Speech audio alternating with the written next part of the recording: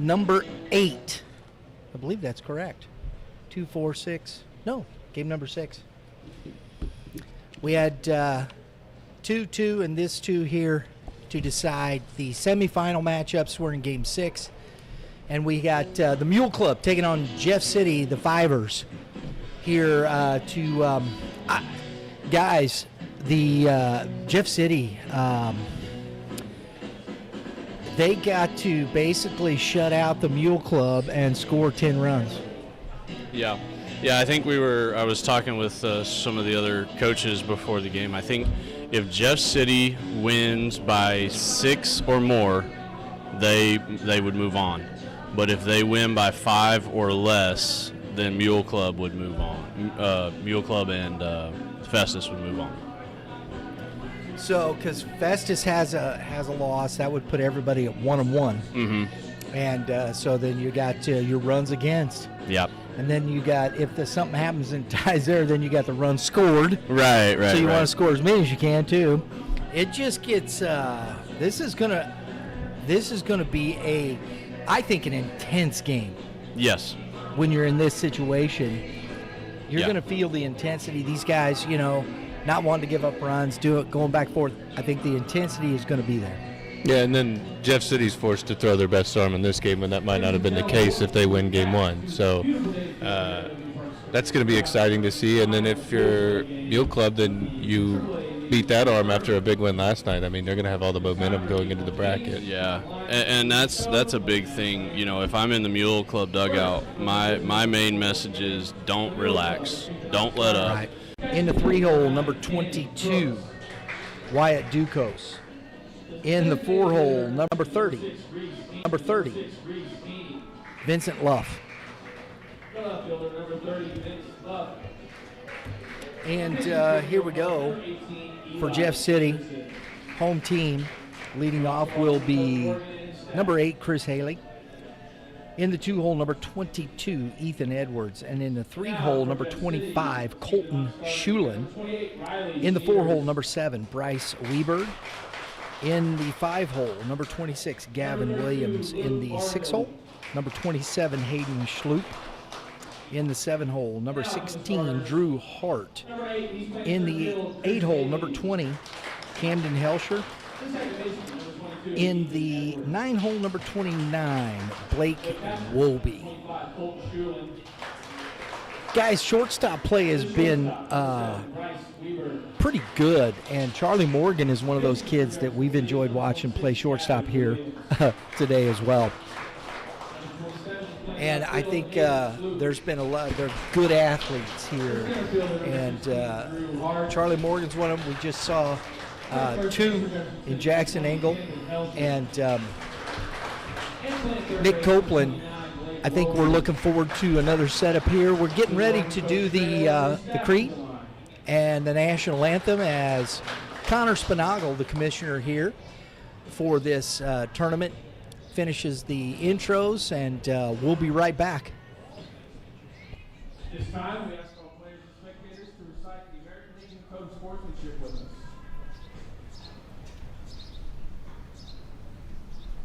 Please repeat after me. I will keep the rules, keep faith with my teammates, keep my temper, keep myself fit, keep a stout heart in defeat, keep my pride under in victory, keep a sound soul, a clean mind, and a healthy body. At this time, we ask all spectators and players to remove cover and stand for the playing of our national anthem.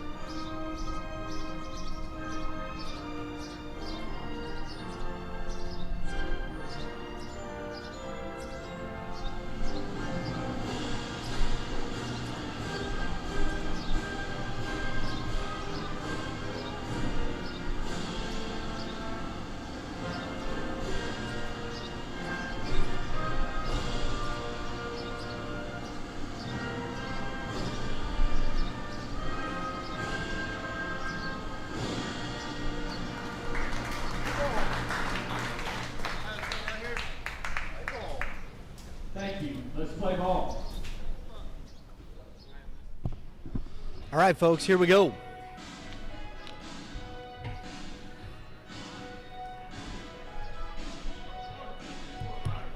Coach Boyer, keys for today's game. What do you think? Did you hear? Yeah, I was. Oh, I okay. couldn't tell if I was on or not. Well, first off, I think you got to. Easiest thing to say is get a quick inning and get the bats rolling. Obviously, you said they got to score runs, and any game you want to score runs, but in a game where you have to score runs, you got to score early.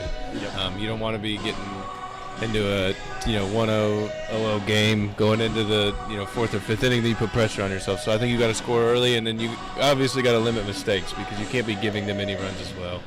Coach Zimmerman, they put their ace on the mound. Yep. That shows you where they're at, right? Yep. Yeah, absolutely. You can't save pitching for later if you don't get to later. So I like this move here, going with your best shot, and watching him warm up here. Ball comes out really well. Has a lot of late sink, which can be difficult as a hitter.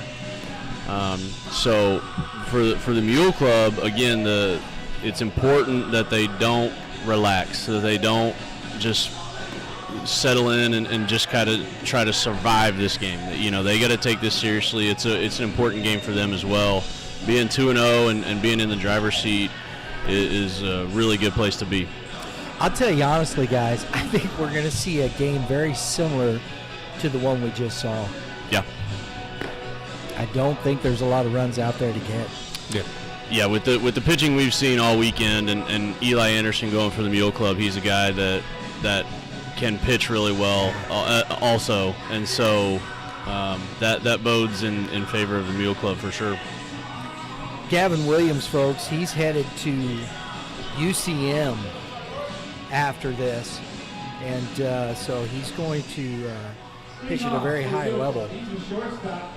I think there's a handful of kids in this game that are going to stick around in this area and play college baseball, whether it's UCM or State Fair. So that should be exciting for people that are just out here to watch the game. Yeah, that's a good point. Gavin Williams this year, he's got 22 innings for the Fivers, a .926 ERA. Whew. Charlie Morgan, and a rocket off of Williams.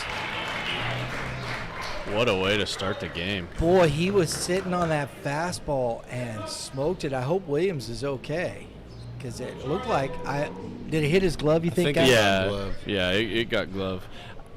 There might have been an opportunity there for the second baseman to come charge that and catch that in the air and still get the out. Bobbled it a little bit. Yeah, It definitely had some spin on it after it hit the turf off the glove. Cannon Crooks at the plate, That's a really good pitch. and that is ball one here in the top of the first inning. So the first pitch was greeted very rudely by Charlie Morgan. Yeah. And we got 2 balls since. Yeah, I was gonna say sometimes when you're that type of pitcher that just absolutely dominates and you get a ball hit right back at your face first pitch, it can. It's a little unsettling. Yeah. to say the not least. something that you're used to happening, that's for sure. It's 3-0, and Williams trying to gather himself here a little bit. Think Morgan's going to take off. No, he doesn't go. And a strike at the knees. Curious if he goes back to the off speed here, because he went off speed first 3 pitches. That's the first fastball of the at bat. Yeah. Cannon Crooks.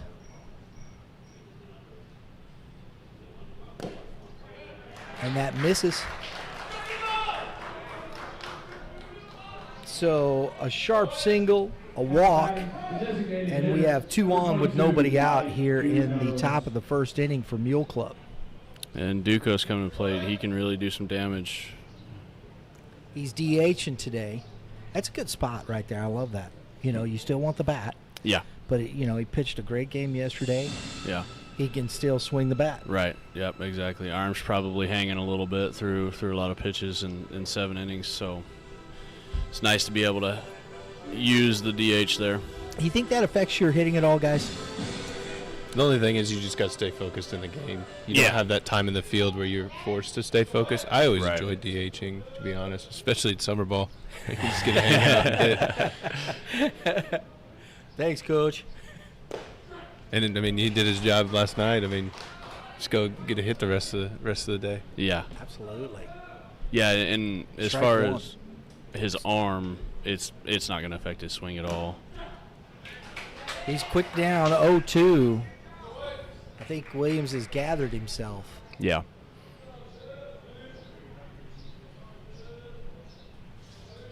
Always, I see this, I mean, that's one of those, what did you call them yesterday? Oh, and the runner goes, and it's driven into center field, and Morgan on the run scores easily, while Crooks heads to third.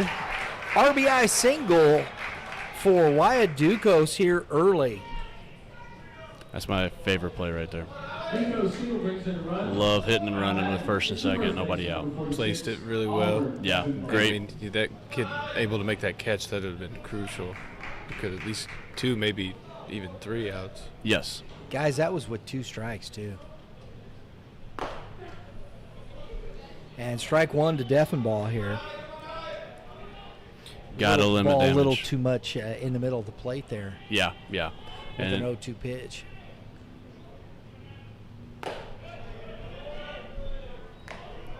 One ball, one strike. if he can find a way, though, to get out of this with only 1, maybe 2 runs scoring, that would still be pretty big in the grand scheme of things.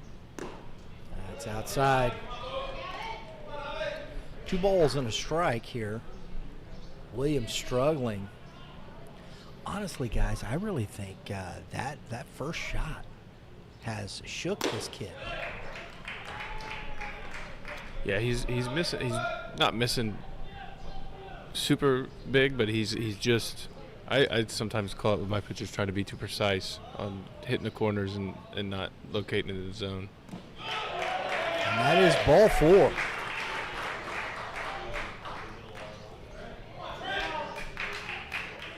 So I think sometimes, like you said, if you're not used to it, you're the big dog here. This kid's not used to those types of things, and all of a sudden it's like I got to regroup. Yeah. Maybe, yeah. There you go. I think this is a good visit by the Yes. coach. Yes. Hey, look, you're still the dude. Right. Relax. Yeah. and all you got to do is get that first out. Once you get that first out, then you can take a breath, relax, get back to, being who you are. I love it, man. Connor up here playing the Empire Strikes Back march.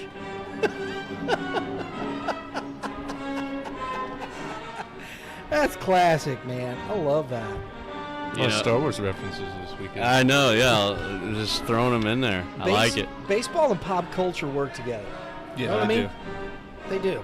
Well, and it's always an understated ability by the PA announcer or whoever's in charge of music to play the right thing at the right time. And I think he played the right thing at the right time there. Trent Gallagher now at the plate. Bases full of mules.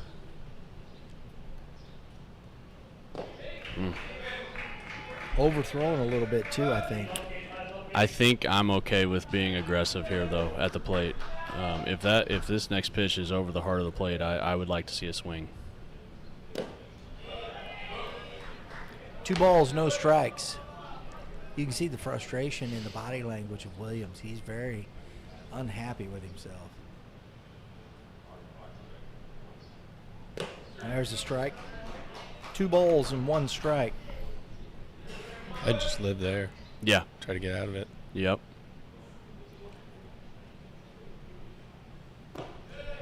Misses low. 3-1. And this is where sometimes being I would consider Williams kind of a high effort guy. Every pitch there's a good amount of movement, and sometimes when you're not right, it's just hard to stay consistent.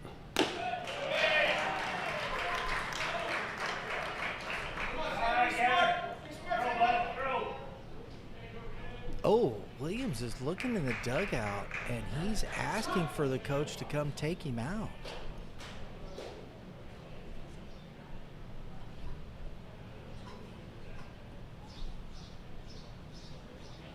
So is he hurt? I mean, it could be that. It'd just be, like you said, not something doesn't feel right or. The concern, though, is if they consider this a non-injury visit, he's got to come out of the game. Right? Yeah, because it's 2 in 1 inning. Yeah. So It's a 2-0 ball game now.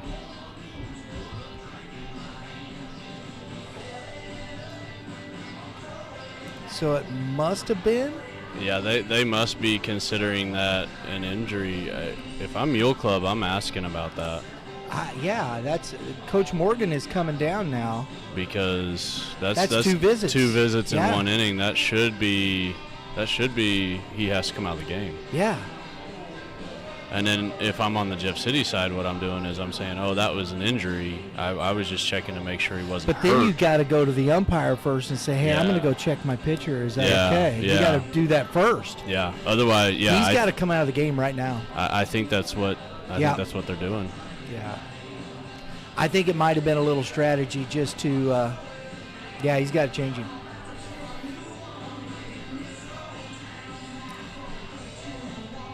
Now, I don't think that was necessarily an injury. I don't like that. I really Yeah. don't. yeah, that's. I'm not sure what's going on there. There's got to be something there, and I mean, Gavin knows his body better than Yeah. anybody else. So, if he's not feeling right, I understand, not wanting to try to push through it and maybe have an injury here at the end of the summer. But if that's just because you don't have it today, I don't. Yeah, I don't know.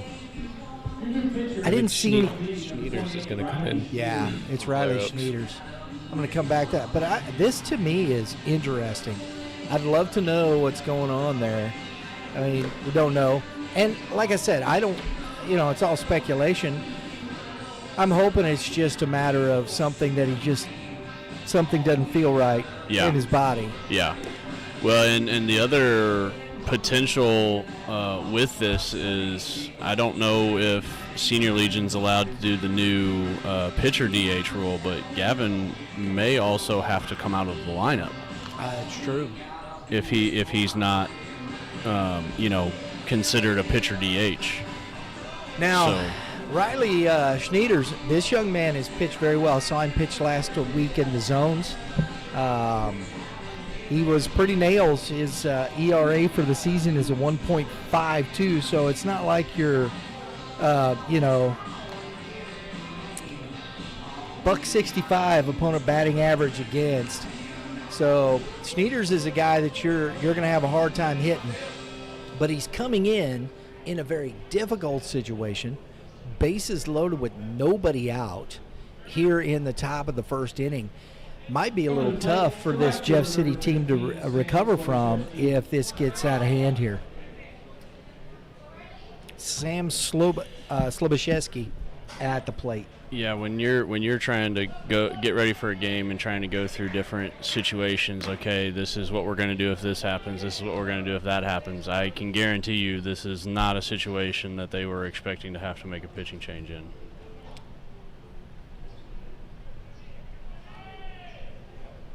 First inning pitching changes are never expected. No. 2 balls, no strikes, and not to mention you burned a second of your top arms. Now, depending upon what that is with Gavin, he threw X amount of pitches. He could come back 3-0. Yeah, your only hope now is making it to tomorrow and him being under 30 pitches and having a chance to come back tomorrow. No. That was ball 4. It's ball 4. So everybody slow up. That was ball 4.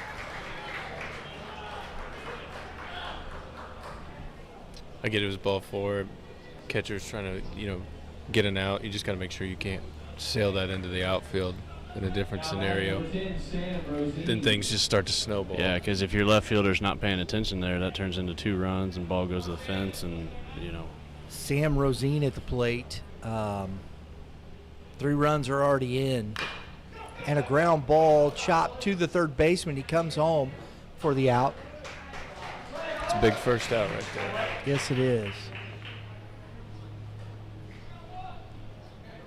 3-0. The out recorded at home. And so we're still bases loaded.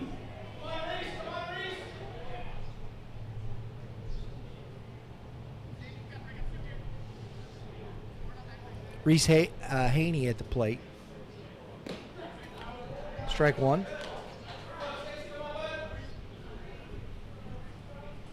If he can get a strikeout here, that would be huge. Yeah, he needs to try to get one himself here, especially pop up on the infield. Towards the bottom of you can't let the bottom of the lineup turn over here and get back to the top here in the first inning. He's got a good sequence going on here. Snapping one off on the outside and then ran one in on his hands. 0-2.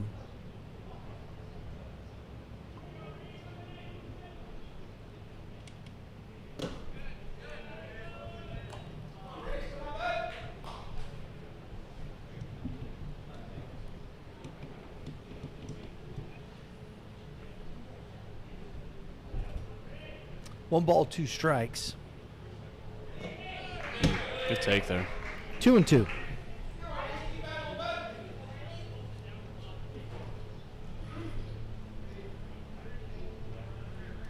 Not the start you wanted if you're a Jeff City fan, that's for sure.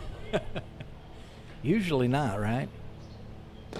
Good pitch. That's a great pitch.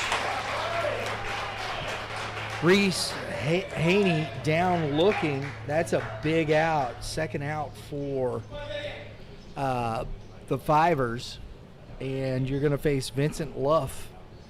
Had a big double yesterday for the Mule Club, so not necessarily somebody you can just relax here in the 9-hole. Definitely do got to challenge him. I don't think I'd want to see number 4 coming back up in this inning. Definitely not. Morgan not with the bases loaded, he's right? He's good and he's seeing it well. Right back up the middle. Jumped all over the fastball, station to station. As the ball comes back in, there it is. Vincent Luff with a 2-out RBI single. Keeps the train rolling here, and it's 4-0. Now batting number 4, the shortstop, Charlie Morgan. I like not trying to get a second run in that scenario. You got 2 outs. You don't want to potentially run into an out when you have the top of the lineup coming up. I thought that was a good hold by the third base coach. Back to the top of the order, Charlie Morgan.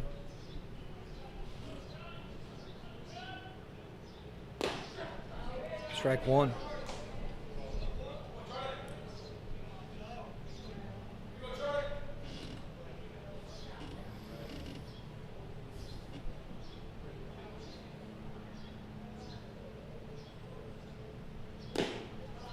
That ball misses.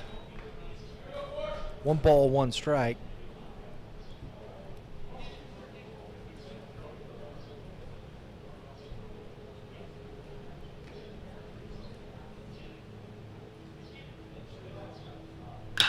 Grounded to the third baseman. Tags. Works either way for the final out. Bases are left stranded, but not before the Mule Club scores 4. We head to the bottom of the first inning. Mule Club 4, Jeff City coming up.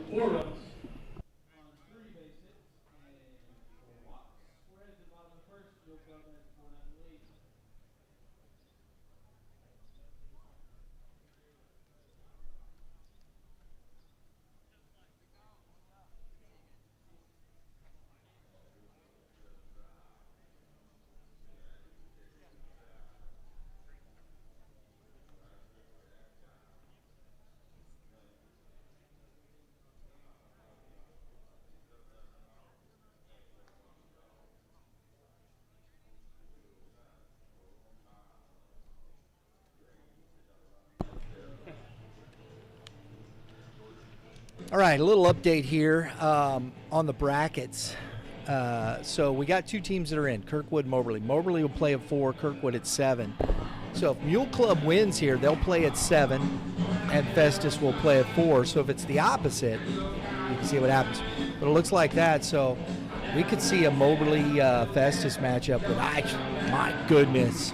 Yeah, could potentially I like be that. an extremely good pitching matchup. Which, again, it seems like we say that every game so far this weekend. It's a theme, right? Right. It's a theme. It just goes to show, though, too, for those younger players, you know, trying to get ready to come up and play at the high school level or at the varsity level, however you want to look at it. You know, you can't beat good pitching a lot of times, you know. More times than not, good pitching is going to beat good offense. And obviously, you can, what the Mule Club just did, you can face good pitching and you can jump on them. So Right. on the other end of that, just because, I mean, good teams can beat anybody on a given day, and just because of the big arms out there, you don't have to be, you know, shy away from it. It's definitely not ideal, but you know, challenging at bats and obviously jumping on them early. That's what I try to preach to my guys. Like, first ball of the game goes right back at the pitcher. I mean, it sends a message. You don't want to hit a guy, but it sends a message when you rope one anywhere first pitch of the game. So Let's set the defense here real quick on the mound here. Is Eli Anderson, his battery mate will be Cannon Crooks at first base. We have Oliver Deffenbaugh at second base, Trent Gallagher third base, Reese Haney, shortstop, Charlie Morgan in center field, Sam Rosine, flanked by Vincent Luff in left, and Sam Slobaszewski in right field. Leading off here for the Fivers, Chris Haley, and he takes strike one. And Coach Boyer, I believe you mentioned it yesterday. If you're going to get to a good pitcher, you got to get to him early. You can't let them settle in, and that's what the Mule Club did. gets harder as the game goes on. And Anderson is ahead 0-2 here quickly. Oh, that's not a good sign. I hope he just slipped. 1 ball, 2 strikes. Yeah, with the brace on, it makes you nervous. Yeah. Right. Yeah, definitely. Especially being his landing foot.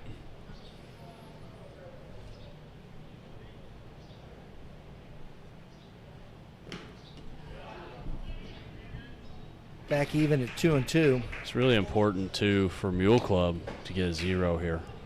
The last thing you want is to let Jeff City back in the game, give up a couple runs here, even if they don't tie it, but giving up a couple runs and letting them think that they still have a chance.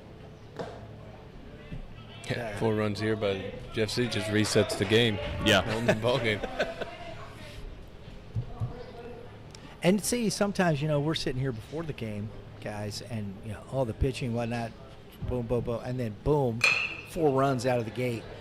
Morgan to his glove side, on the run, accurate throw on the run, guys. I love watching Morgan play. Out of the plate, this is second baseman number 22, Ethan Edwards coming to the plate. He's got. I thought he was at 2025. He's got another year left. Yeah. Oh, yeah, he's 26. Yep. Yeah, he's going to be a good one, that's for sure. Speed, athleticism. He's going to get bigger. You know, he can put a Yes. little more on that frame, too. I don't know about taller, but he's going to get bigger. Yes. Yeah, absolutely.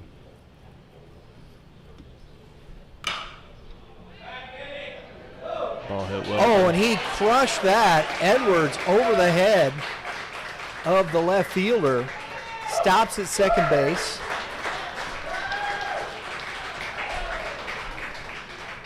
Edwards with a 1-out double. Brings up Colton Shulin. The thing about Morgan too is he's so quick and he knows how well he plays the hole up the middle. He plays really deep to Yes. the third base side because he knows that he has the quickness to get there. Yeah, yeah. And that's something that's self-awareness, right? You know, sometimes guys don't have that self-awareness and they don't realize how to play to their strengths. Fisted foul and out of play. Crooks looking for the baseball still. Yeah.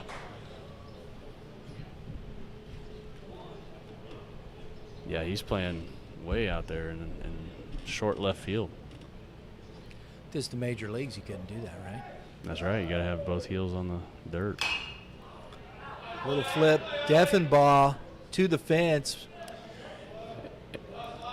And, at the major league level, I'm sure a lot of field crew guys are really happy that they made them have to stay on the dirt.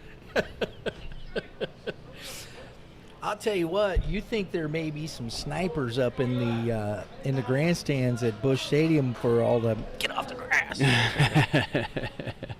I'm telling you, man, it's crazy. You don't get to go on the grass. Right. 0-2. Good pitch. Big strikeout for Anderson as Shulin swings through the high fastball for out number 2. Now batting the cleanup, number 7, Bryce Weber. I don't know, boys will have their hair bleached. It's been from back in May. Still. And that's in the dirt.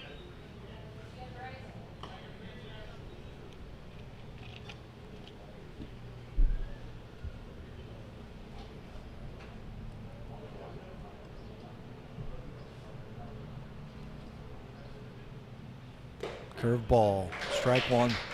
1 ball, 1 strike.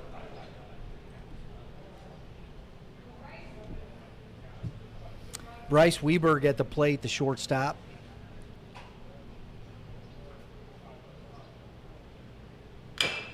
Off as a foul ball. Yeah, absolutely, good call by the official out there. I saw that hit off his foot. I was like, whoa, wait. I couldn't tell if it was a foot or the plate. Right. Yeah, it was, but it kicked. The way, Back, the way it came off the bat, it definitely went left and then back right. Yep. 1 ball, 2 strikes. That hit him in the box, as the old saying goes. Curveball, again fouled off. You don't hear that much anymore. It used to always be in the box. Yeah. Yeah, because you'll see some officials still do it. It's kind of a fun thing, in the box. Like, thanks, Blue.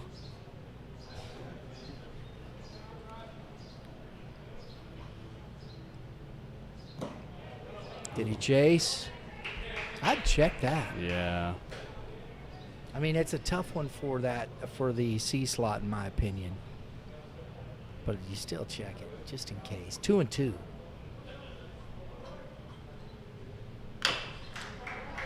Grounded again, foul. Shulin battling big time here. Or excuse me, Weberg battling. For him to take that ball the other way, there's a lot of room right there. Yeah, Gap and between. Yeah, I agree. Quit trying to pull everything. Yeah. Oh, dropped the curveball for strike 3. Froze Weberg. And they strand the 1-out double, and we head to the top of the second inning. Mule Club 4, Jeff City 0.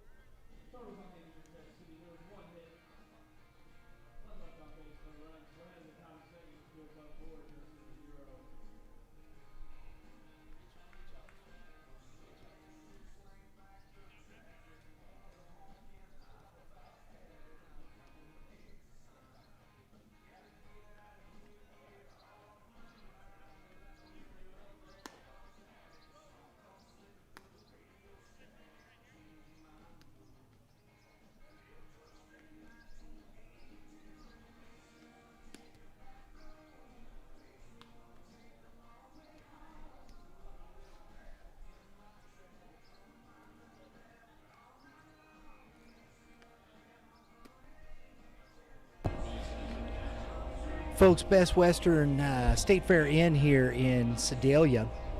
Whether you're here for business, adventure, or the Missouri State Fair, the Best Western State Fair Inn in Sedalia has you covered. Relax in a spacious, pet-friendly room with free Wi-Fi, HBO, and all the comforts of home. Wake up to a complimentary full breakfast and explore the Katy Trail local events. And this is a local event right here, the 2025 19U State Championships, wind down in the indoor heated pool. Hey, clean, comfortable, and just around the corner from everything Sedalia has to offer. Tell them YBM sent you. All right, we got Crooks leading off here in the second inning.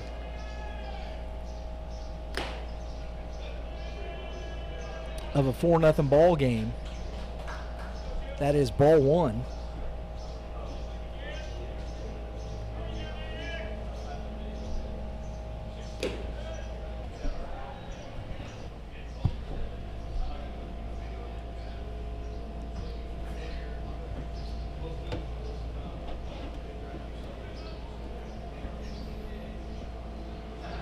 Oh, no. That one got away from him.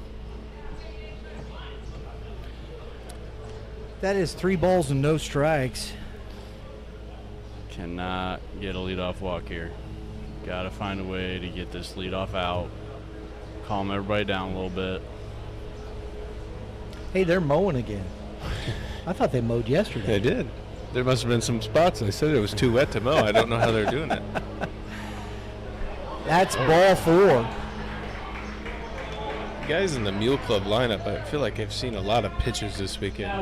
Yes. Even last night when they scored 5 runs, it seemed like they had pressure on every time.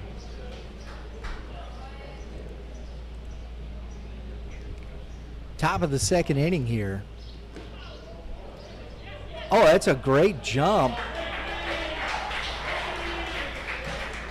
Yeah. Crooks is a really good base runner.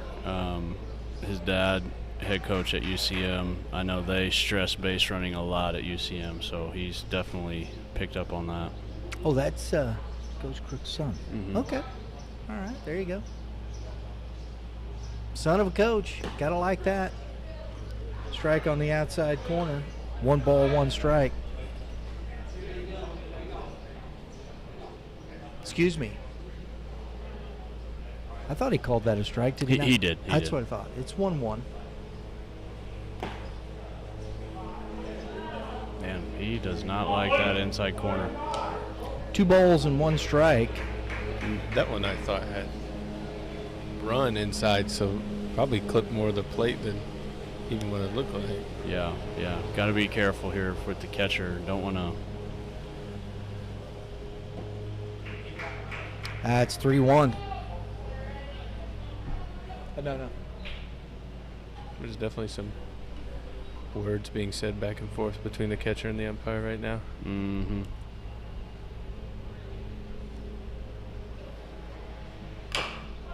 A little big high chopper. That's going to be tough play. Wow. Oh, no. Oh!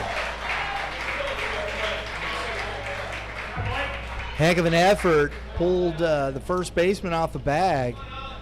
And we got first and third with nobody out. The first baseman, number 46, Oliver Deffenbaugh.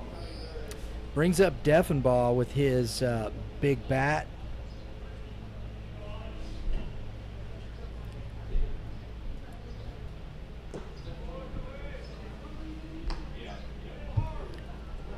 This kid can hit it out of this park to all these fields, guys.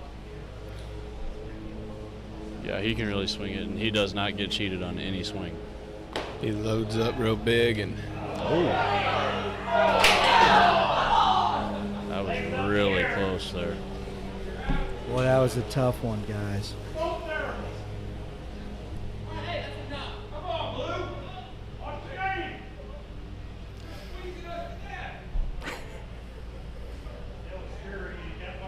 Two and 0.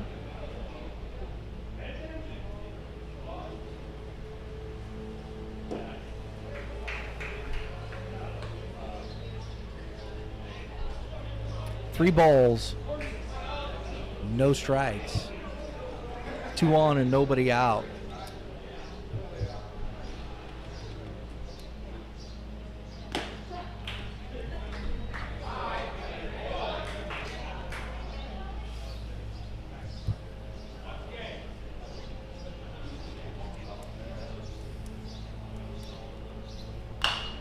That's popped up. That's a big swing.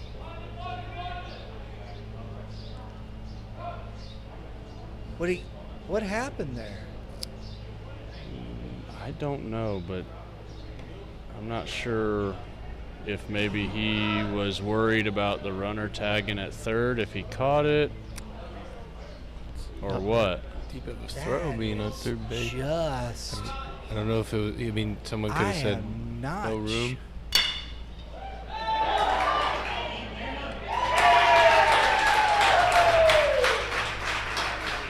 Ethan Edwards snags the line drive and then catches the runner off first base for out number 2. So Deffenbaugh out. Good play by the second baseman, Ethan Edwards. Worked out for him. Trent Gallagher Ended up getting the double play, but odd sequence there.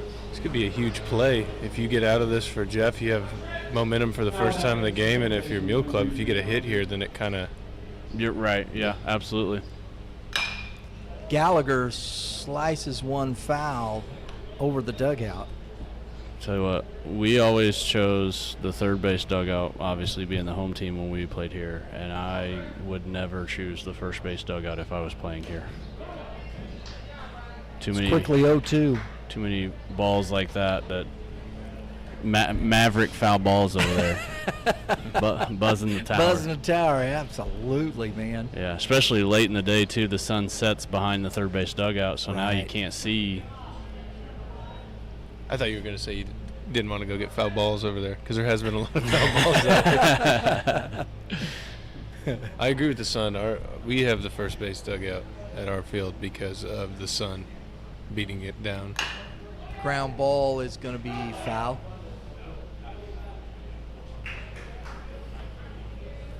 One ball, 2 strikes.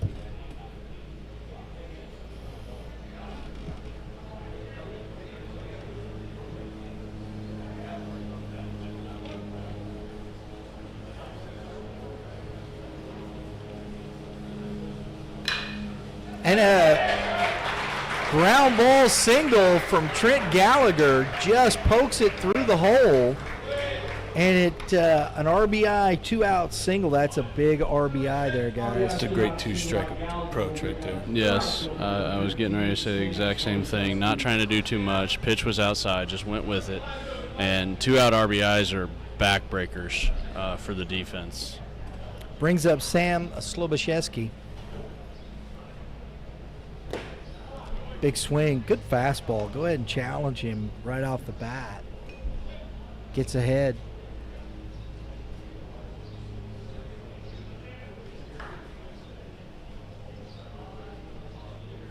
Curveball drops in for a strike.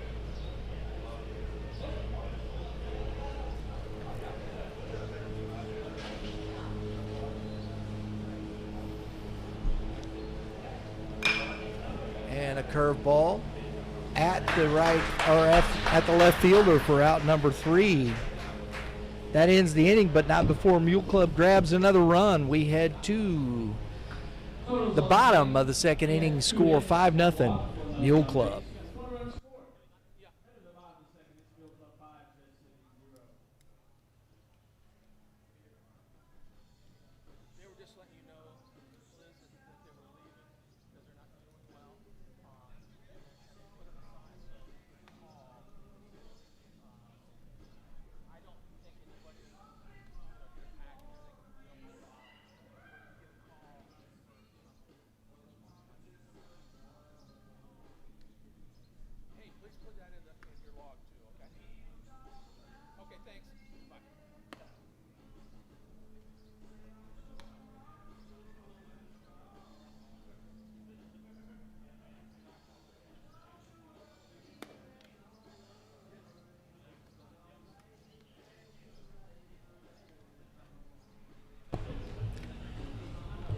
Bottom of the second, one of these teams is working to punch their ticket to the semifinals. Jeff City, the climb is looking much more difficult as the innings progress. They've already given up 5 here. They needed to win by a lot. Yeah. And so it's pretty tough Folks, if you like what we're doing here at Youth Baseball Midwest, we appreciate it. Hit the subscribe button, hit that dinger next to it. Not only does it we bring you some great live events like this, but our podcast lineup, guys like Brett Graves, former MLB pitcher, Darren Sissel, Francis Howell coach, former MLB draft pick, Mitch Thomas with the Hitting Zone, from the Hitting Zone, owns a training facility and club director in the St. Charles County area. Our Baseball Moms podcast. Please check it out. You won't regret it. Youth Baseball Midwest, the most comprehensive youth baseball talk in the Midwest. And it is strike one to the leadoff here, who is hitting for Gavin's, and it's Sneeders, Gavin Williams.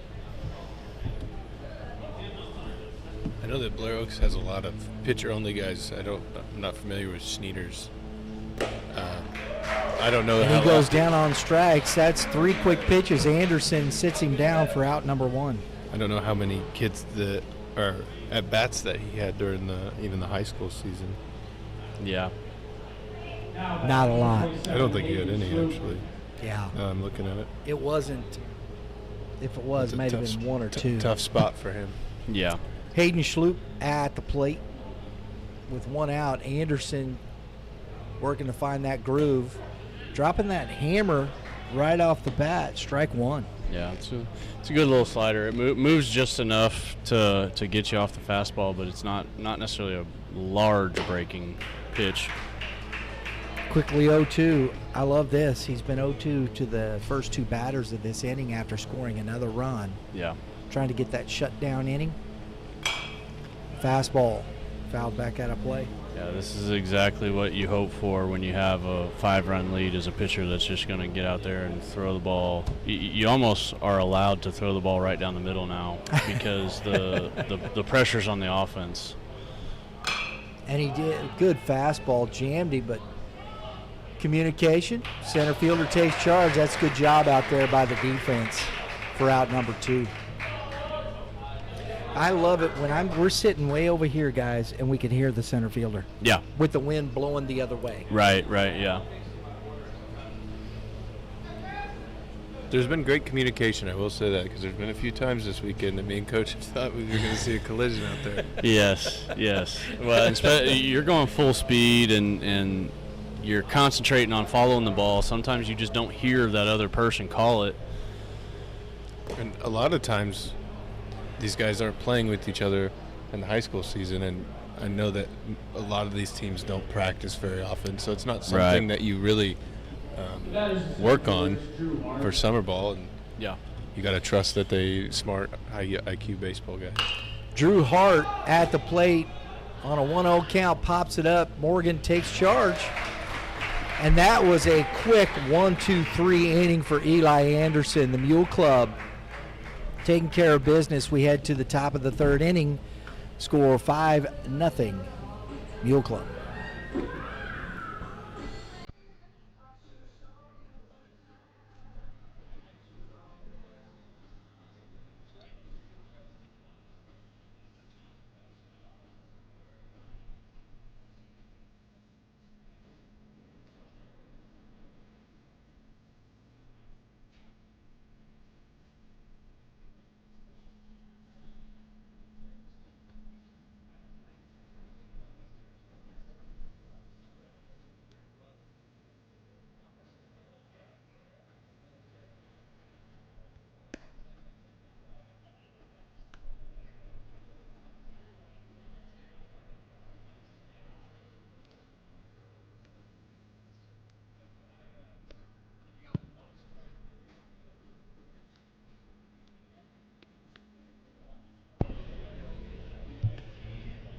Game 7 Baseball, game7baseball.com. If you've been listening to our podcast, that's something you might hear all the time, as YBM Cast is powered by Game 7 Baseball. We've been working with Game 7 since 2017, opened up with some World Series. We get out to the ballpark, interview players. We do trivia. I got some baseball trivia for you guys. This is what we do with Game 7 Baseball. Game7baseball.com. Go check it out for some fall ball. I got to ask you. So, you guys are Cardinal fans, yeah? Mm-hmm. All right. Here's one I ask 8, 9, and 10-year-olds. Most of the time they don't get it. Put that pressure on us. Yeah. Are you smarter than a 10-year-old, right? As we got Camden. Nope. Got to go over to this side. We got Sam Rosine leading off here, but I'll ask you this here, and a ground ball. And again, and Rosine, he might get. It's a good throw. Yeah, it's a It was really a good throw, but he beat that throw. He hesitated a couple of steps though as the throw was being made. If he would have ran through the throw and been behind there a little bit better, he might have got him. The third baseman has had some tough plays. Yes, especially in the early on in the innings with the runners on base. And we saw that earlier with some of the throws in that first game. This one, that ball is tailing away and making it tough on the first baseman to make those catches, and trying to pick that with a guy running at you is very tough. Staying out of the baseline. Right? Ooh. Bunt attempt by Reese Haney is strike one. Either over there at first, you either learn to stay out of the baseline, or you'll soon find out that you need to stay out of the baseline. Yeah. Right? Yeah. All it takes is once with somebody running you over. 0-1, nobody out. He gets the bunt down. Nice play. Runners at third. Well executed sack bunt by Reese.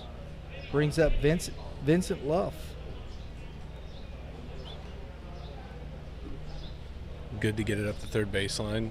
He's had a lot of pressure over there at third. You can tell he can pick it. He's just had to make it quick, and you go challenge him again right there. Yeah, and I think you can learn something from that bunt coverage too.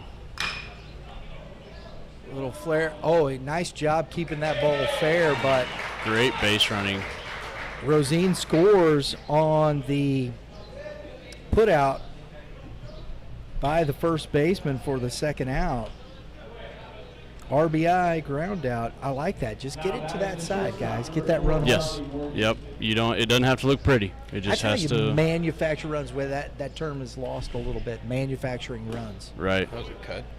Charlie Morgan at the plate, strike one. And again, you got a 5-run lead, but let's face it, that's never enough. You always want to add on, and so being able to add on there without more than one hit, it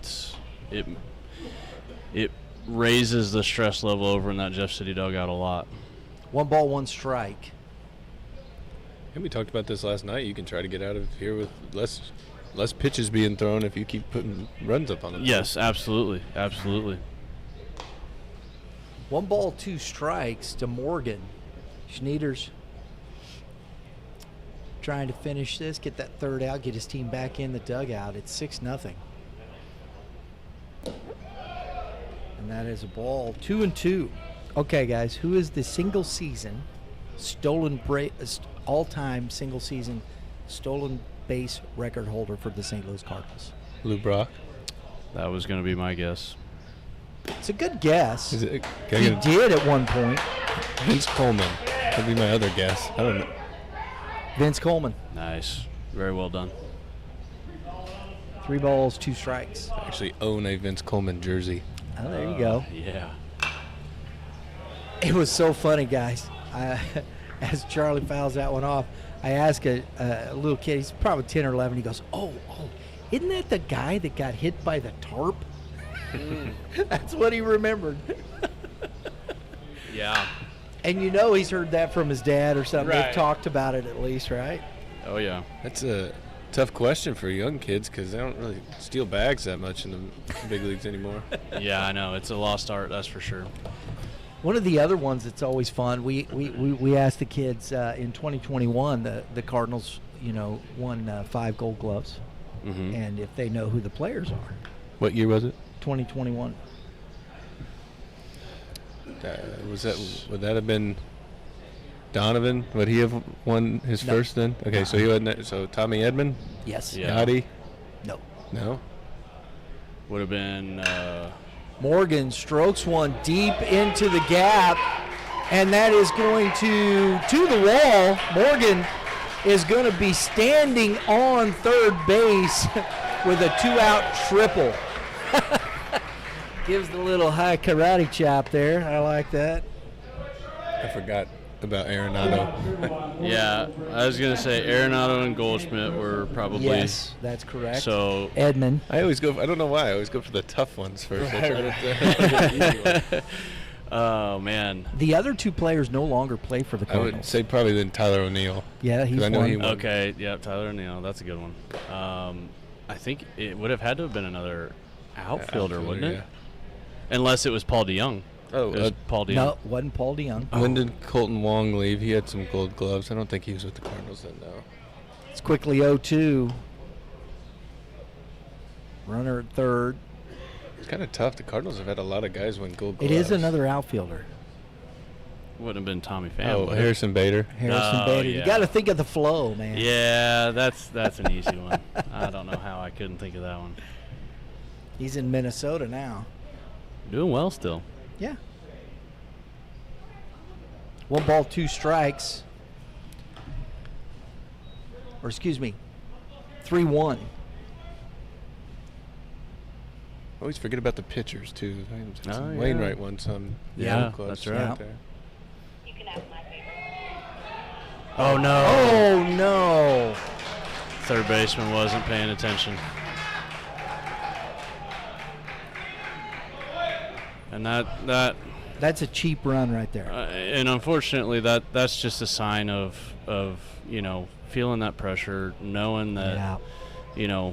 things aren't going well, trying to force the issue, trying to make a play. You can't fault them for wanting to make a play, but Shulin wants to, try to do his part and, steal a couple runs. And he's done that a few times in this Yeah. game. And yeah. Looks So like Williams is going out into the field. He's going out into left field. it's going to be As Schloop. it is. That is the left fielder. I believe he leads Is it in Hayden innings. Schloop. So you can't save anybody, right? Yeah, I feel like this was probably a guy you had penciled in to start a game and just trying to, survive. Kevin Williams will lead the ball. What's your favorite? Out pitching the left fielder. The national pennant. Oh, that's right. I think you guys would know this one. Lauren always likes this one. So since we're in the pitching warm-up here, I like this. I love trivia. I think it's fun. How many National League pennants have the Cardinals won? I know they've won 11 World Series. I'm So gonna go with here. You can guess first. I've been stealing it all. no, you're good. National League pennants. I That's want to one say you don't think of, right? I want to say it's got like 17, 18. I'm gonna go with 27. That's the number that just popped in my mind. Is that right? Boom. Wow, man, you're on top of it. Hold on, hold on. You heard that, right? Oh, it's 23 all-time, 19 modern World Series. Oh, 23 all-time. Okay. 19 Dang, I was modern gonna World ask what Series. I won. Wow, That's it right there. man. I Yeah. was gonna, you win the pink fuzzy bunny slipper.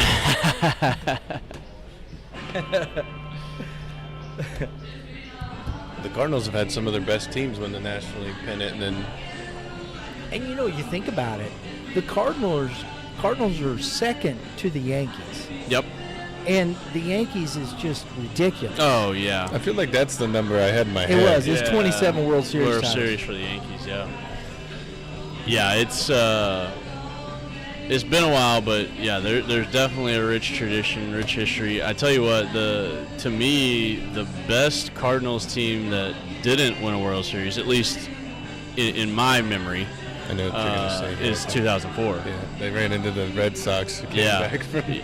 Yeah. Yeah, boy, you ain't kidding.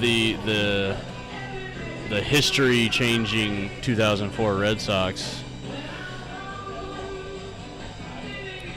And That was, and I think they were actually favored in that. yes, Because that was the big team. It was in 06 that they were like, nobody thought they were going to win. Correct, yeah. Both in 06 and 2011. They weren't even in the playoff hunt. Right, yeah. That's right. Yeah, in 2004 you had the MV3, you had Pujols and Edmonds and Scotty Rowland all, vying for MVP.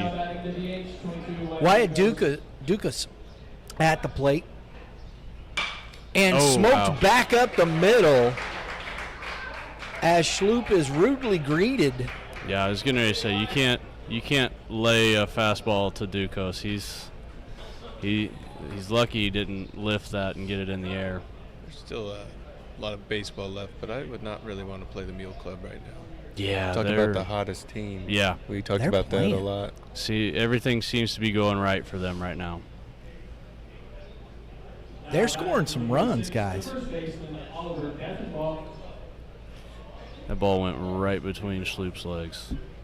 That was pretty crazy.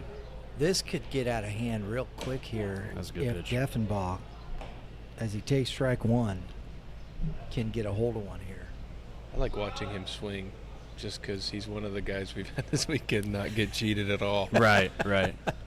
He's come out of his shoes a couple times. Yeah, I'm waiting for the helmet to fly off. Him and Shermer, right? Yes. And that ball is crushed, but hangs up, catch made, ends the threat. So they strand two, but they get two. We head to the bottom of the third inning, score 7-0 Mule Club.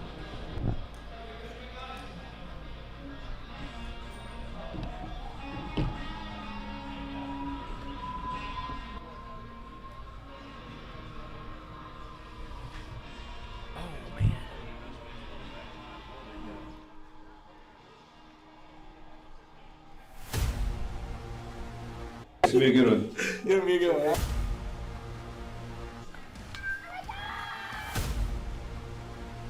Definitely a different type of process.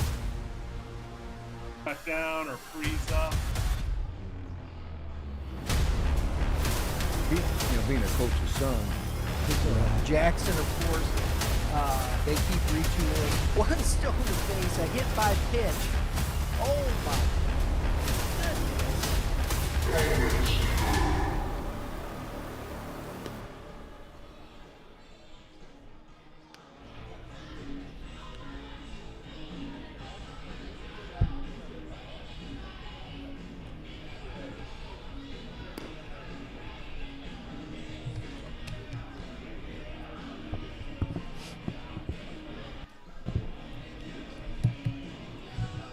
Anderson back out here for the bottom of the third. He's going to face off against Helsher, Wolby, and then back to the top with Haley.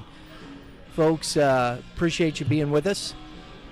Youth Baseball Midwest bringing you the 2025 19U Missouri American Legion Baseball State Championships. One of these teams punching their ticket to the Mid-South Regional, where we will be live streaming 7 states: Tennessee, Mississippi, Louisiana, Arkansas, Kansas, and Missouri.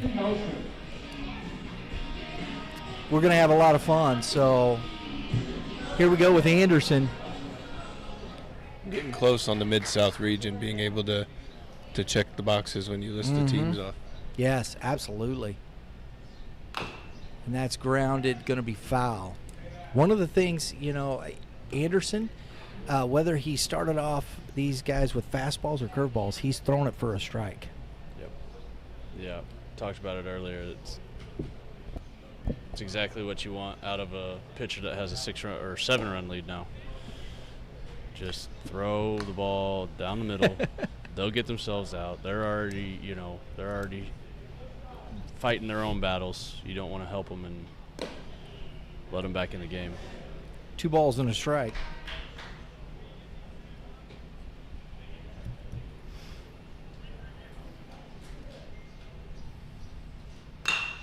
That ball's lifted, and back on it is the left fielder. Making the catch out there is number 30, Vincent Luff.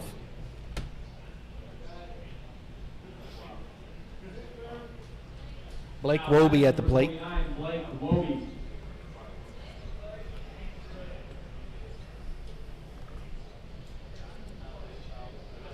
Anderson in full control of this game so far. You guys like that kind of modified approach? Slobashevsky. Oh, dives. Ooh, come up a little lame there. I wonder if he kind of caught his hand. That's a little burn. Yeah, rug burn. I think that's a little turf burn right there. That's tough. That's gonna hurt.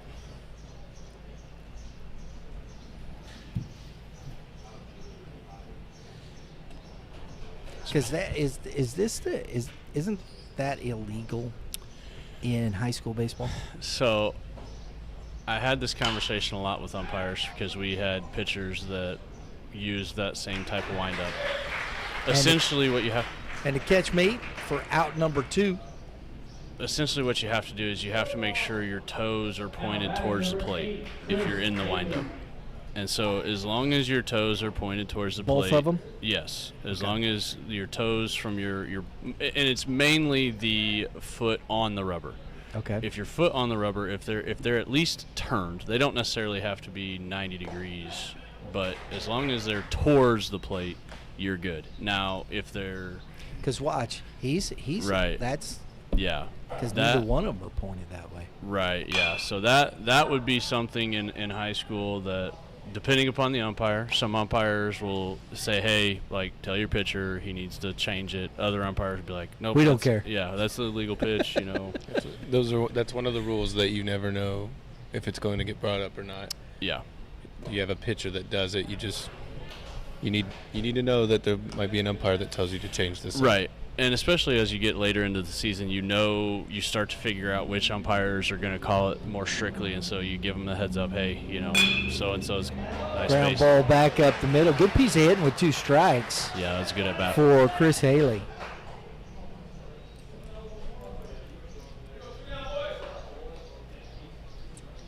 I was trying to see the scoreboard. Would that be their first hit? Yes. Yes, sir, So it it'd be the is. first It is hit their of the first tournament. hit of the day. Actually, no, because Ethan Edwards doubled Gotcha, in he the did have a first. double. I thought that was. Yeah, I thought that Ethan was right. Edwards doubled Oh, in the yeah. first. That corner You're of the right. scoreboard's hard to see Yeah. with the sun.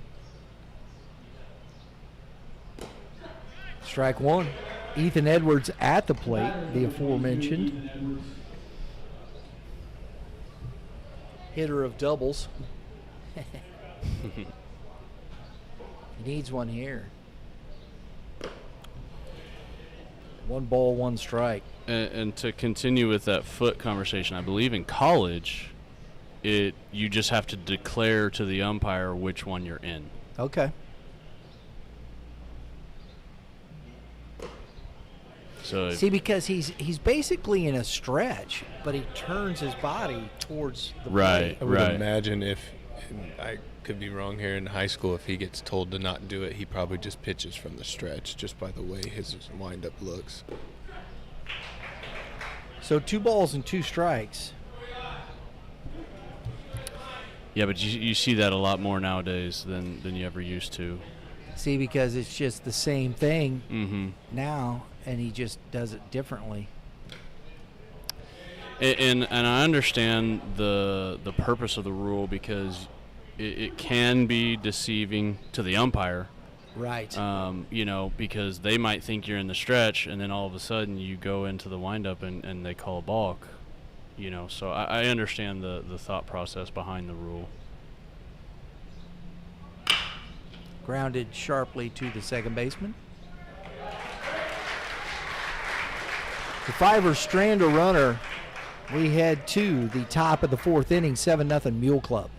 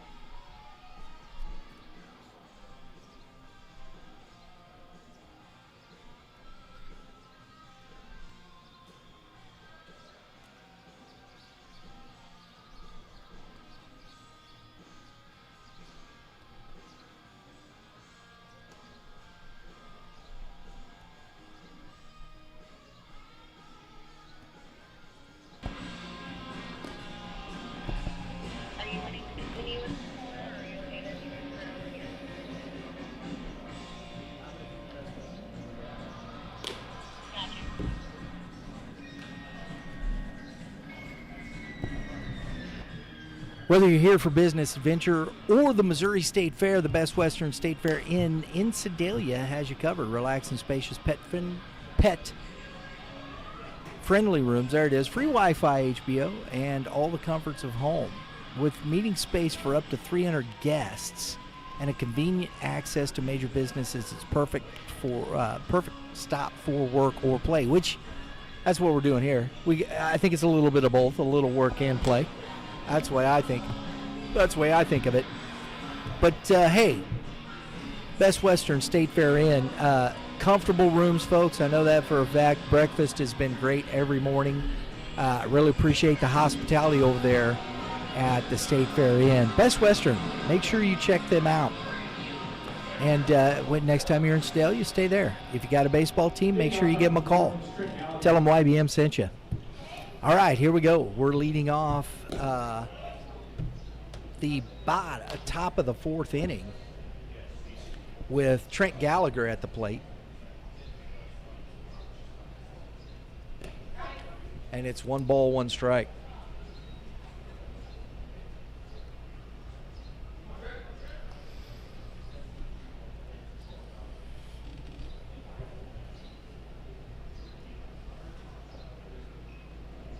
Schloop out for his second inning of work, and that strike at the knees. 1 ball, 2 strikes. Curveball.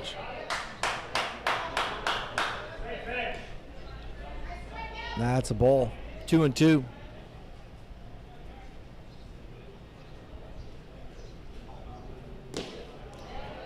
Gallagher swings through, the out recorded, and we head to the next batter, Sam Slobaszewski.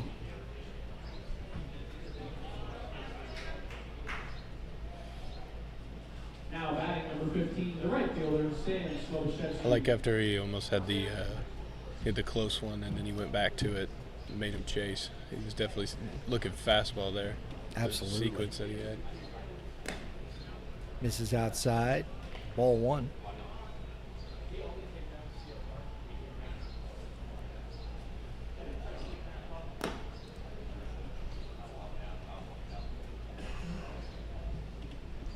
Two and 0 to Slobaszewski, who is walked and lined out to the left fielder. 2 balls and a strike.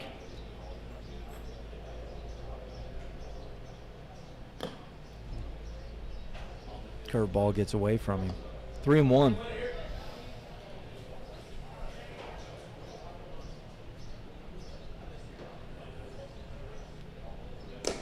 And that is ball 4. So Slobaszewski gets on with a walk with 1 out and brings Rosine to the plate. Now batting number 10, Sam Rosine. He's singled and reached on an error. Scored, and that ball goes to the backstop.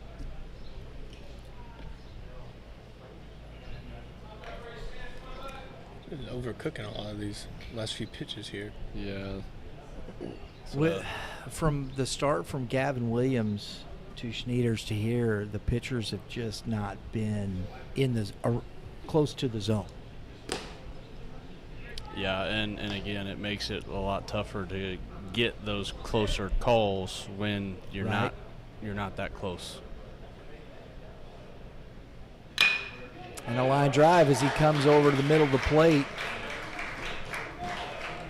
Rosine holds up at third. Another single. 10 hits Or excuse now, me, I believe. Slobaszewski leads up. That is, yeah, they are swinging the bats. So first and third. The third base number 6, Reese Haney. Hitting is contagious. We talked about that yesterday.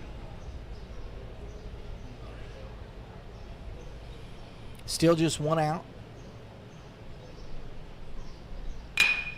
Another line drive, going to drop in front of the center fielder. And Slobaszewski scores on the RBI single from Reese Haney. The big out here, we talked about it a couple times in the 9-hole, and he's been swinging the bat just as hot as anybody else on this team. Yeah. Vincent Luff from the left side, playing left field today. Yeah, Misses in. with your 7, 8, 9 hitters right here today, they've been on base 5 times already. I mean, that's what it takes to have an offensive outburst like this. Teams that are putting up runs, the bottom half of the order's been doing great. 1 ball, 1 strike.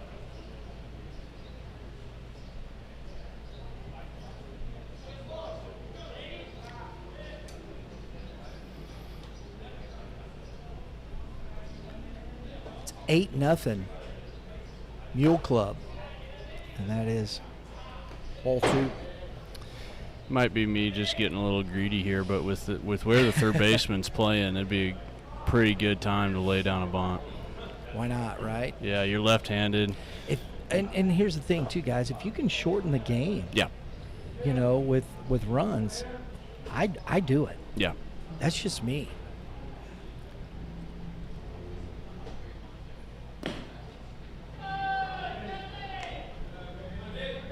Three balls and a strike.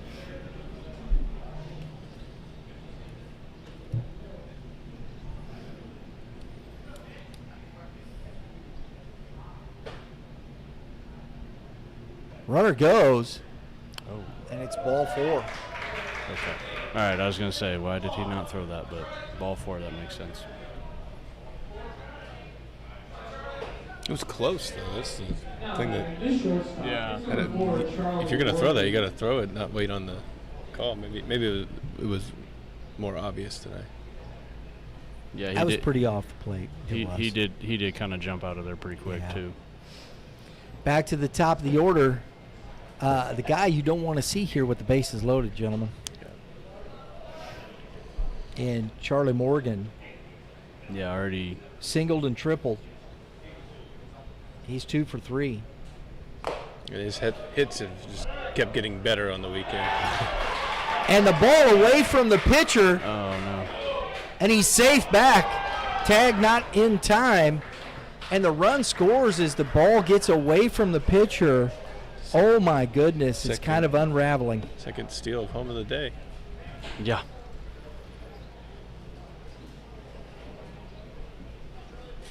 That one was more of a conventional one that you see Yeah. frequently than the others. right. Yeah. 2-0. Almost a bad base running mistake there at first base by Luff. No reason to try to go to second there. You got to keep your eyes on the guy in front of you.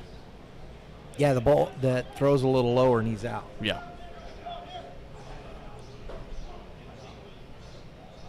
2 balls and a strike.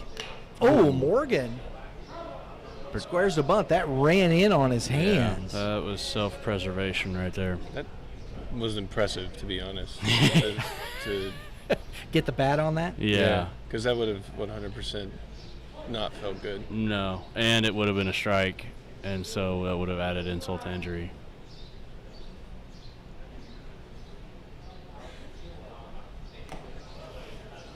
Three balls, 2 strikes to Morgan. I wonder if he sends him here. Just as aggressive as they've been. Yeah. They've kind of shown a tendency to go in a situation like this. Not the best lead. Looks like he's relaying pitches. Oh.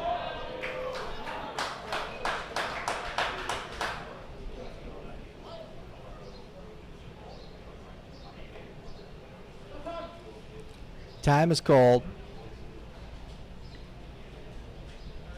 And that's a walk to Charlie Morgan. Loads the bases again with just 1 out. Gentlemen, what are you saying to your group out there? Oh, he's making a change pitching wise. It's just kind of getting away. What do you say to your guys here? I mean, this is I think a toughness talk.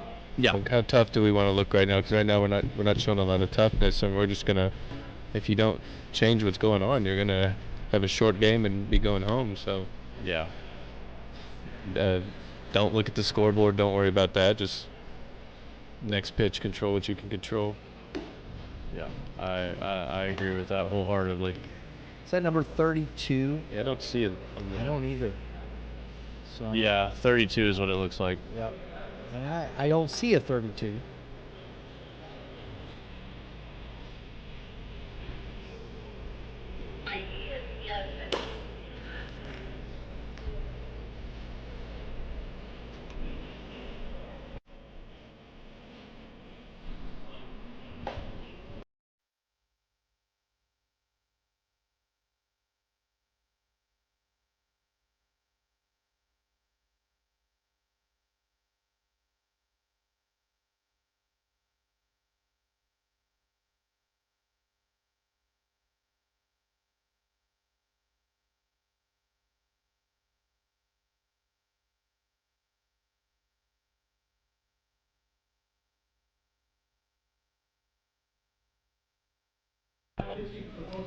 Okay, we have Luke Brittle.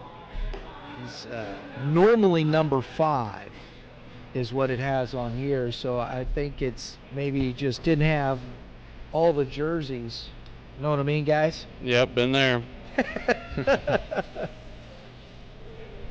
But it's Brittle at the plate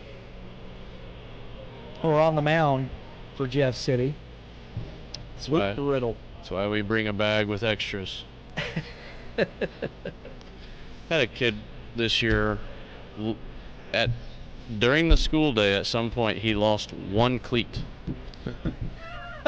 So I still don't know how that happened, but he only had one cleat after he left school that day. Oh my goodness. Cannon Crooks at the plate, guys. And he takes strike one. Call it the 10th man. They call it the 12th man. The extra equipment in football. Baseball, you start having the 10th man. Yep, exactly. Got to have it. A tough spot for Brittle. And that's outside. It's ball one. 1 ball, 1 strike. Yeah, if you're the Mule Club team, you got to keep the foot on the pedal here. If you can add on, you got to keep adding on. Bases loaded, 1 out. Oh, little arm angle there. Yeah, that was and a good that is pitch. strike. Good job, Blue. I love that. It was a strike. Yeah, that was a good pitch. Fooled the catcher even. Yes, it did. When he went down to that arm angle, it's like, whoa, what's he doing? If you can do that, it's effective. Yes. A lot of guys can't do it. That is high, up in the air in center field. Catch made on his way home, and the throw is not going to be close as Reese Haney scores on the sac fly. Little arm side run from Hart from the outfield. They had some movement on it. Yeah, that started out towards the shortstop and ended up on the first base side of the pitcher's mound. That's the second out of the inning. And ball 1 to Wyatt Ducos here with another opportunity to drive in. Still got first and second with 2 outs. Do not want to throw him anything good.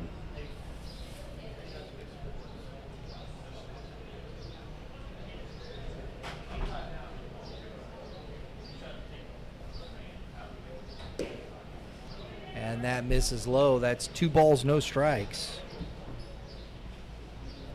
to Ducos.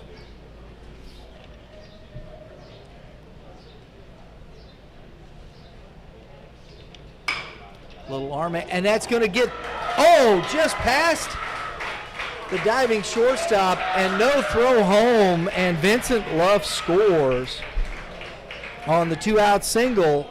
That's one of those seeing eye singles, guys. Just got through.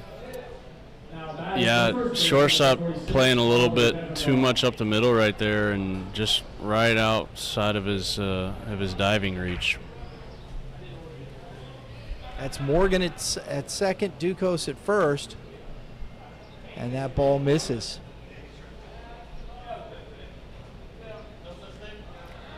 Change of the arm slot would be difficult to call balls and strikes behind the plate.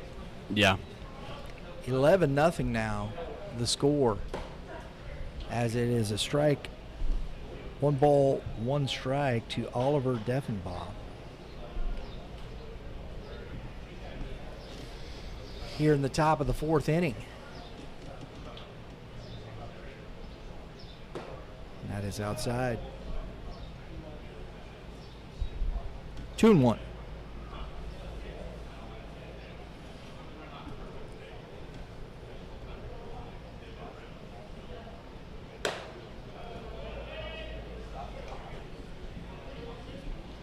Three balls, no strikes.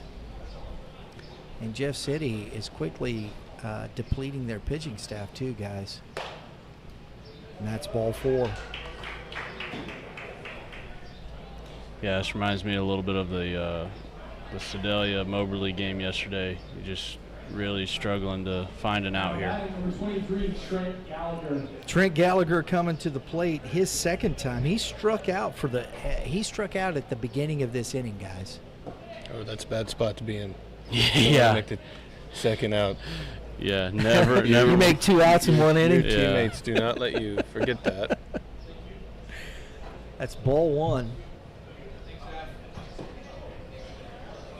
And that misses low. It's 2-0 to Gallagher.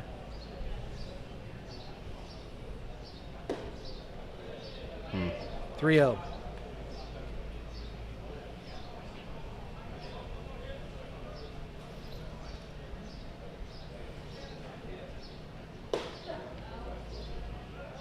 The proverbial 3-0 strike.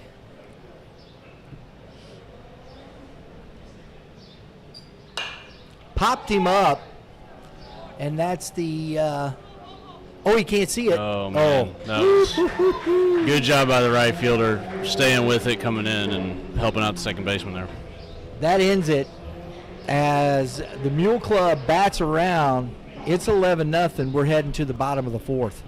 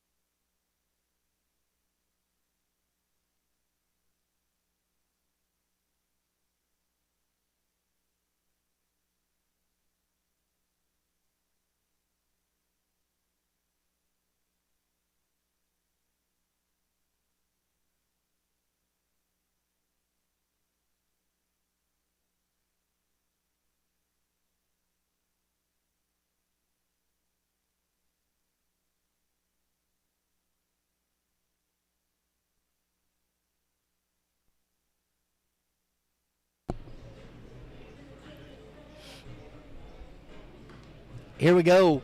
Mid-South Regional on the horizon, guys. One of these teams from Missouri is going to head to the Mid-South Regional. Last 2 years, we've had Washington and Ellsbury, and both teams have made a run. They've both finished in the Final Four of the Mid-South Regional, which I think is a very good showing for Missouri. Wouldn't you agree? Yeah, absolutely. When you're talking about the states that are involved in the regional, you know, I to be able to be in the Final Four the last 2 years, I think, and really, you know, watching the teams this week, I think you could be headed the same direction. I think whoever's going to come out of this tournament is going to have a really good chance to do some damage when they get there. When Washington went, it was 2 years ago, and they had to travel to Troy, Alabama, and it was that Troy team that won the World Series that year. So you kind of go, wow, hey, wait a minute. Yeah. You're right there. Yeah, exactly. Right. Leading off is Colton Schulin, the catcher here in the bottom of the 4th inning for Jeff City. Ollie Anderson, man, has been sitting a long time, and that ball is crushed. Oh, and a catch made by Vincent Luff. That was a great job tracking that baseball. Yeah, that was a really good job. That's kind of that deep corner pocket there in left center, and if that ball's any more down the left field line, that's probably a home run. So great job staying with that. Schulin's had some good swings Yes. The last couple of games, he just hasn't connected with one. I was curious to see if he barreled one, and it shot off his bat. Bryce Weberg at the plate. Oh, and Anderson plunks him. So don't waste 3 more pitches. If you're going to walk him, go ahead and put him on, right? That is also a different way to be efficient. You don't. I'm just kidding, folks, but it's funny to me. You don't want to hit people, but on or out in 3 pitches, and that fits that criteria. And that ball's away from the catcher, so a little chink here from Anderson.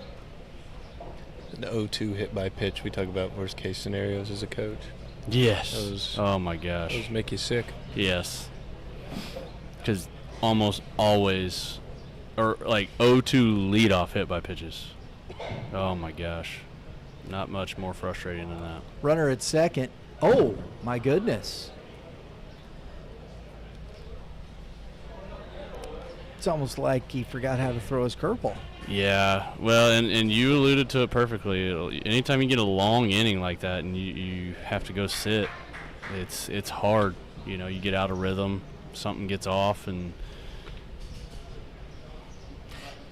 I know, I don't know if it happens or not. You hear that talked about with major league pitchers, and you see, do they ever go down? Because I know they got the cages, Major League Baseball and whatnot. Do they ever go down in there and just maybe throw a little bit?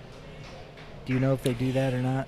I honestly don't know. I don't personally know, but yeah. I think it would vary on who it is. Yeah. There would definitely be guys that would want to go throw. There would be guys that's not what they do normally, and it would mess with the routine. So. Well, and you got some guys, like, if I remember correctly, I think Lance Lynn was a guy that, like, he would sometimes go change jerseys while he was down there because he'd be so sweaty. I think there's been stories about him changing jerseys every inning and starts. Yeah. That is ball 4, so a 1-out walk. So a hit by pitch and a walk, and we've got first and third with 1 out. I think this might be an opportunity to take a mound visit, slow Eli down a little bit. Strike 1. It's good recovery there. Hayden Schlup at the plate. Actually, do we have a pinch hitter? That's a pinch hitter. I'm not sure. Because that's not Schlup. Is this the pitcher? Oh, yes. It is. It is. Hey, look at that. That was, I'm sorry, that was Brittle. Luke Brittle with the 1-out base hit. I forgot. Yeah, he came in. Drew Hart.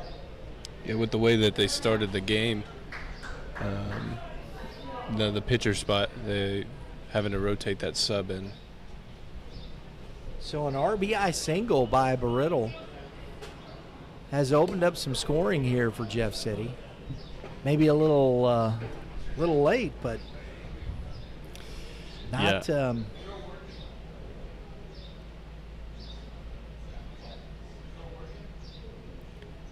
It's ball 1 and ball 2 now to number 16, Drew Hart. I feel like it's kind of flipped a little bit now. It's not so much about Jeff City trying to get back and win this ball game. Now it's Mule Club trying not to have to play a full 7-inning game if they don't have to.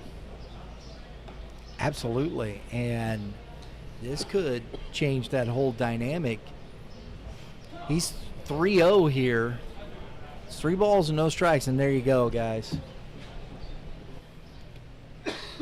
Coach Morgan out to talk to his pitcher. There's first and third. It's a 3-0 count. There's only 1 out. Coach Boyer, you're out there. Are you cracking jokes? Or are you going, dude, quit walking the bases loaded. Come on, bro. That's another one where it depends on who it is and if they can handle it out there and not get their feelings hurt. But I think that's you're fine. Yeah. I'm coming out here to give you a breather, get back to what you're doing. We had a long inning. Just, sometimes if you just explain the situation. Or do you ever go out there, man, dude, you suck right now. I've been in those situations too. the worst mound visit of my career. In one season, we were getting a rough first inning, and we'd had a guy not get out of the first inning. And when I took the mound visit, everybody was just kind of looking at me, wondering who I was going to, because we didn't have anybody warmed up in the bullpen. They didn't want to be that guy going into an 8-0 game with the bases loaded. So the walk loads the bases, and that brings up number 20, Camden Helsher. Opportunity. Put some runs up here. Yeah, strike one. Every once in a while you have a player. I had one several years ago. He wasn't going to pull any punches on himself either. You know, you go out there, dude, what are you doing? He goes, I suck right now. I don't know what I'm doing. Good curveball. There it is. Kind of found that there. No balls, 2 strikes. He gets a strikeout here, guys. That's huge. Yeah.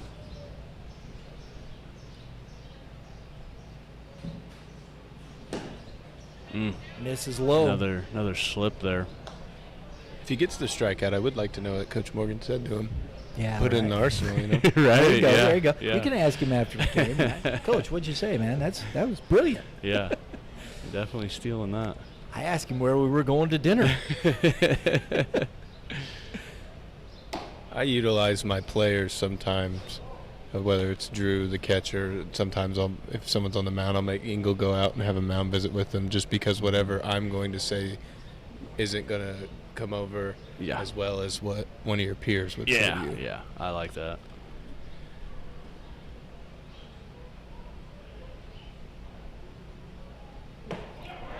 Big pitch. curveball. Gets him swinging for out number 2. We haven't done it yet, but with the coach to catcher communication, I've seriously thought about sending my catcher out there and just being, okay, say exactly what I say. I've had the same thing, because you can save a visit too if it's in a situation where you don't need to go out there and just be like, hey, this is what I'm seeing, go tell him. As long as the umpire goes, hey, you leave that earpiece out, bro. I like being able to talk to the catcher too, because you can chew on them a little bit. Right. Oh, yeah. Wolby at the plate. He takes strike 1. Anderson trying to work himself out of this. Ground ball. Diving stop. Goes the short way and he's base safe. running. Yeah. Good base running hard there. And a little bit of a slip there at third base before the dive. Otherwise, I think, Haney over there, I think he slipped a little bit on his first step. If he keeps his feet underneath him, I think he makes that play.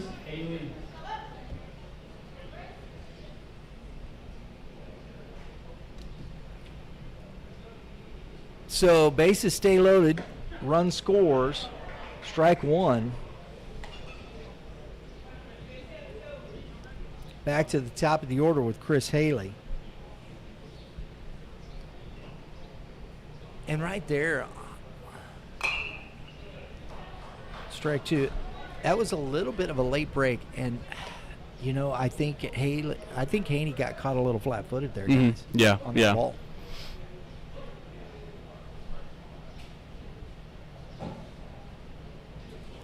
Oh, 0-2. And that misses low for ball 1. Good to see some signs of life here from Jeff City. Not completely giving in. They had an opportunity to just kind of roll over and take it and get 10 runs, but they've showed a little bit of life here. Get back, extend this game hopefully a little bit longer. A couple close misses there, but I do think those were in outside. Yeah, absolutely. 2-2.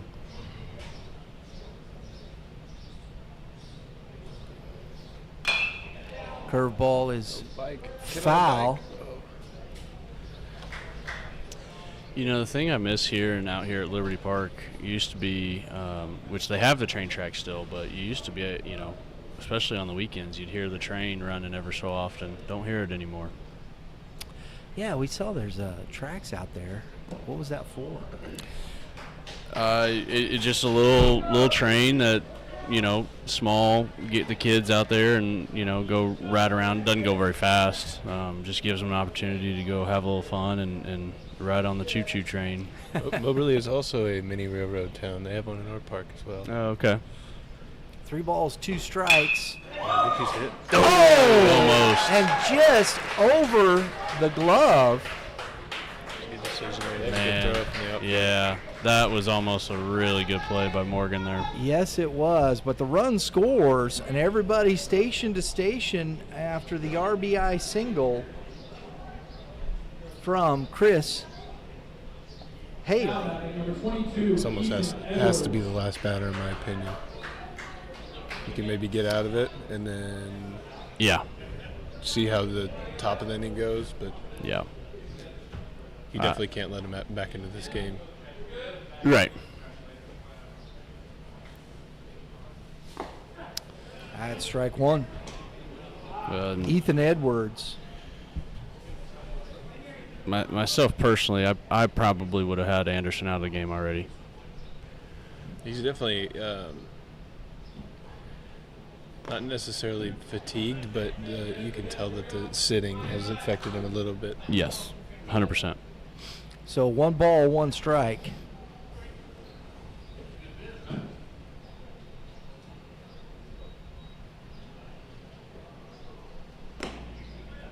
That's outside. Not trusting the fastball very much either. Yeah. And for me, when you have the 11-run lead going into the bottom of this inning, I kind of treat it as, okay, now this is the 6th inning. And we got to, it's, a 1-0 ball game. It's the 6th inning. I want to keep it here because, again, if we can end this in 5, I want to do that.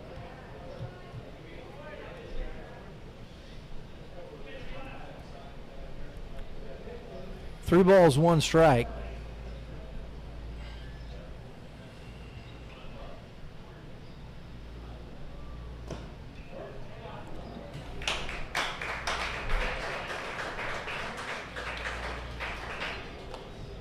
So a walk.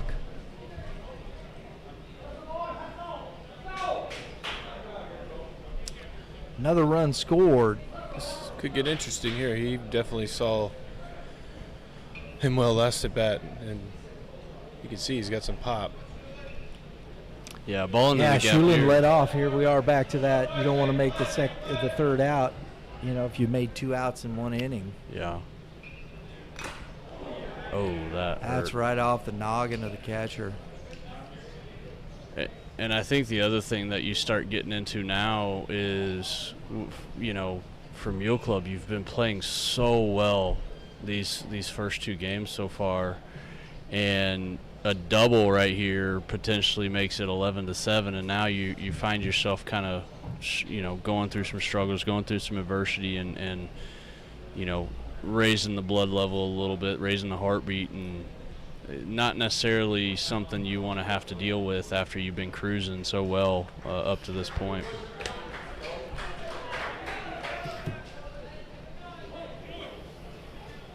So we're back to it. Shulin put a ride into one.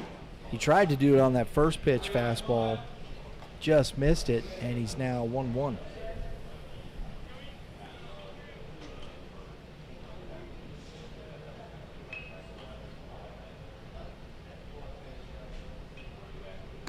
It's outside. 2 balls and a strike.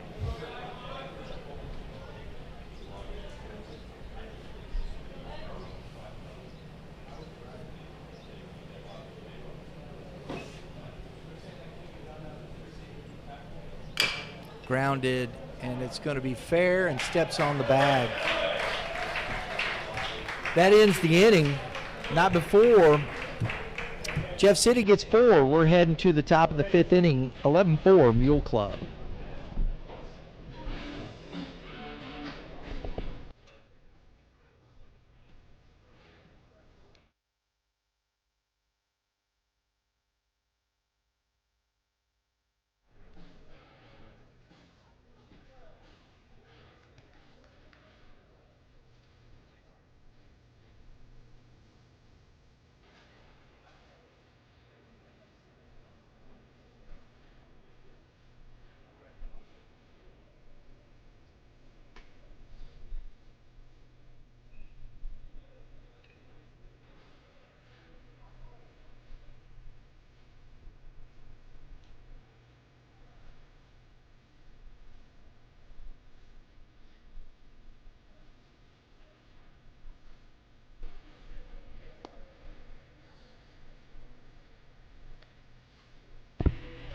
All right, folks.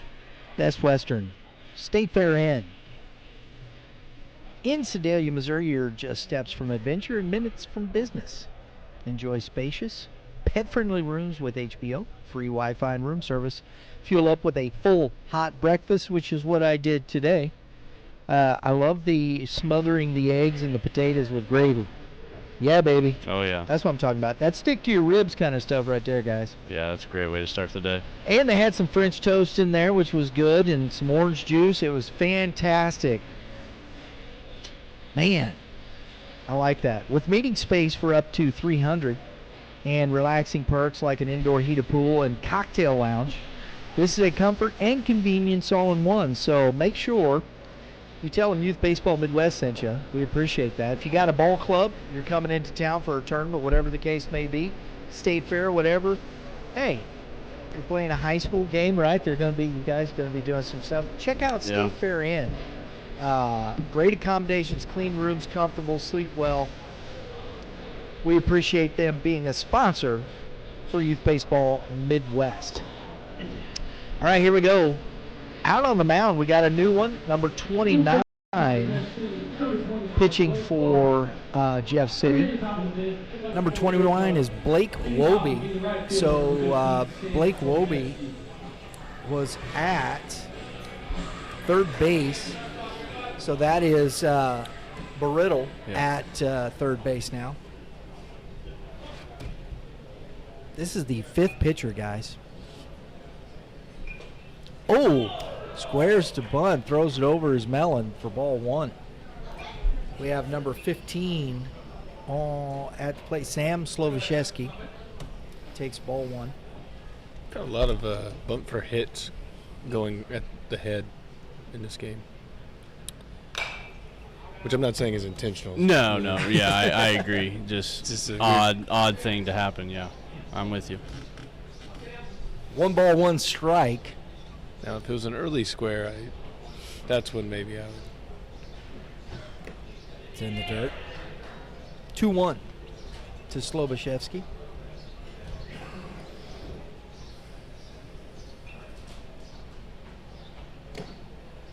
Three-one.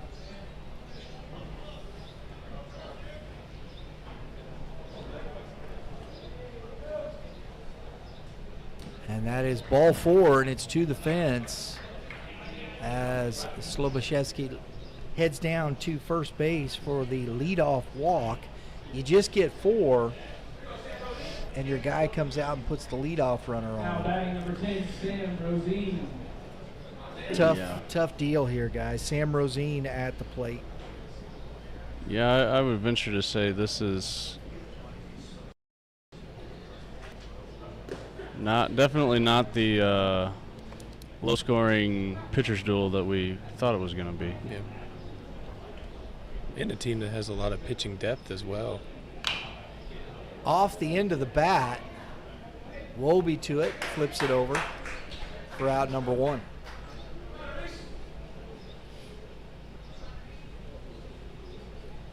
Now batting number 6, Reese Haney. Reese Haney to the plate.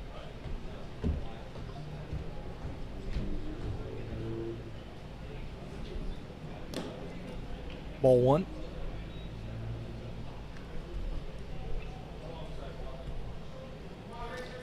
Last game I almost ran out of room because we played 10 innings. This game I'm going to run out of room because we got a lot of offense.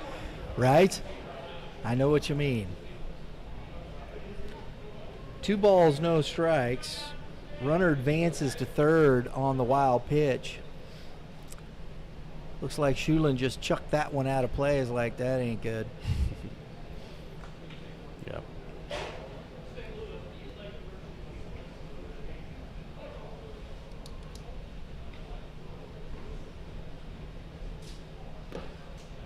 That misses in.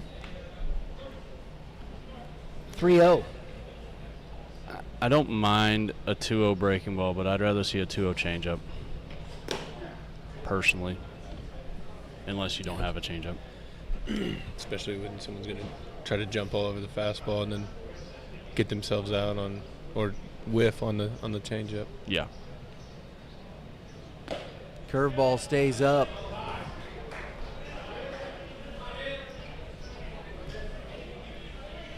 First and third. Now batting, the left fielder, number 30, Vince Love.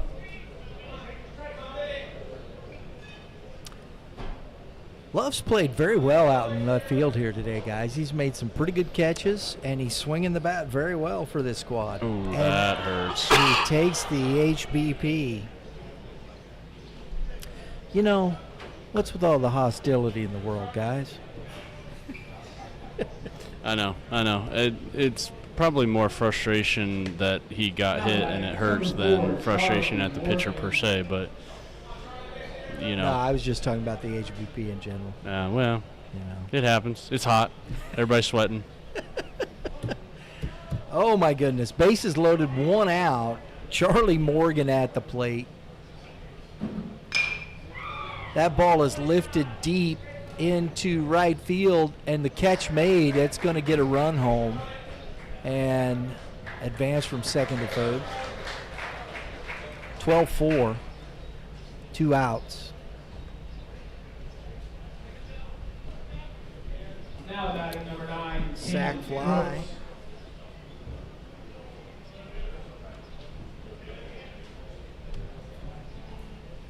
First and third, 2 outs now. I think the runner goes here. Yeah, he's got a sizable lead. Yeah. Love is at second base. And it's one of those situations where you start thinking about the run rule again, base hit. Right. That puts that back in. Yeah. After an inning where a pitcher threw a lot more pitches than you would have liked. Grounded. Oh, boy. Gosh. Now, I didn't have much of an angle, but boy, that was close, guys. Yeah, that one was close. Just got the barrel out front a little too much. Because it looked like it might have hit chalk on the other side of the bag. Whew. Too close for comfort, but Blue's on top of it there. I don't know whether to give credit to the base runners or to tell our catchers to do a better job, but we've had a lot of sign relaying all week long from second base. I saw, yeah, they're getting those signs big time. I agree. And not a lot of visits either. Correct. Yeah, to talk about it and change it. Crooks fouled it off. 3-2 now. Yeah, so I don't know if the hitters are just doing a really good job of guessing correctly or if catchers are not doing a very good job of mixing up their signs. That's hit to the second baseman. Edwards up with it. Little tough throw, but catch is made. We head to the bottom of the 5th inning, 12-4 Mule Club.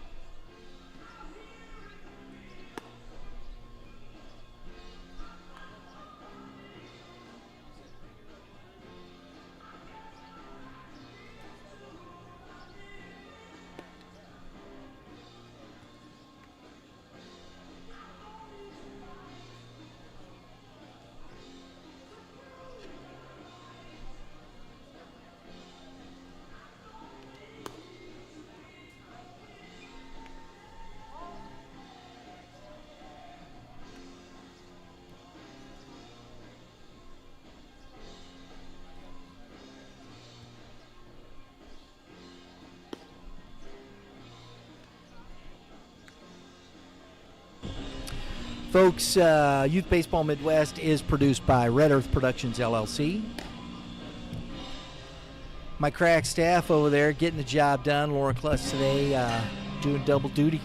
Appreciate it. Taking care of business over there, bringing in the pictures, graphics. And we've got more production work. If you're looking for a video, if you're looking for something for your company, whatnot, a live event, please check out Red Earth Productions, LLC. That's redearthprod.com. All right, guys, bottom 5, Jeff City here. They're down a lot. They're down 8 runs. Bryce Weberg at the plate fouls the first pitch off, and there you go. The impatience a little bit there. Yeah. It's a good sign that Anderson is back in the strike zone, but yeah, I don't like the aggressiveness. Fired it over there. Yeah, that was a good play.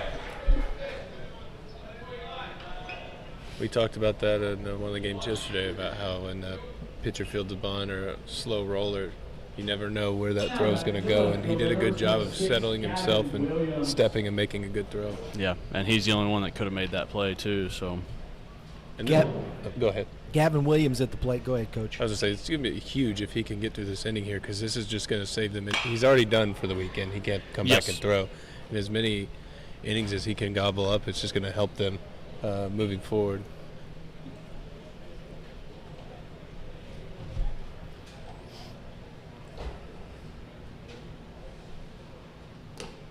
One ball, one strike to Williams.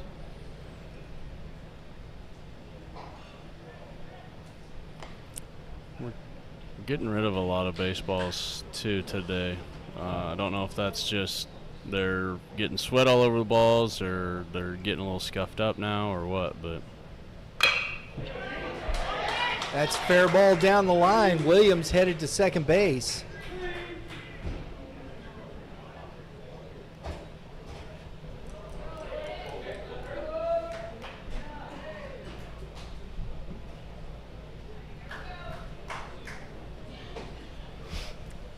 One out double for Williams.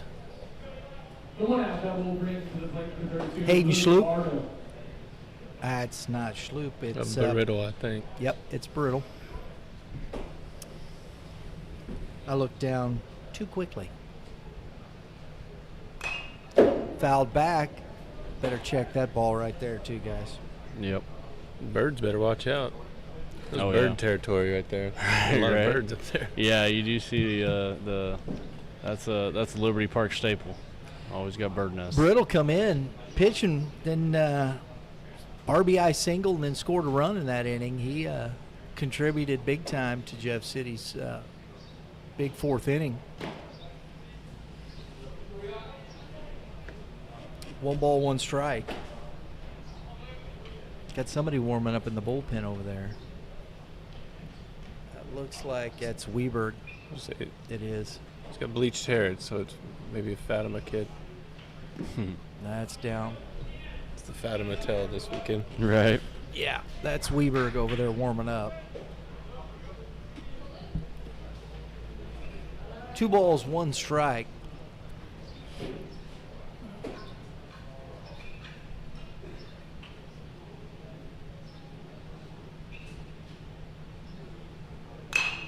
Popped up on the infield.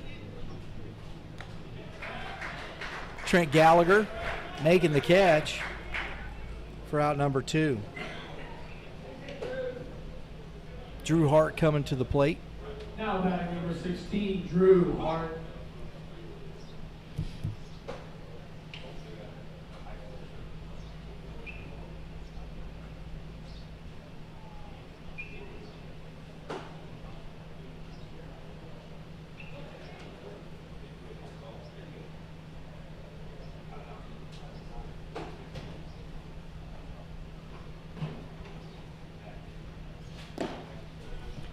That's ball 1.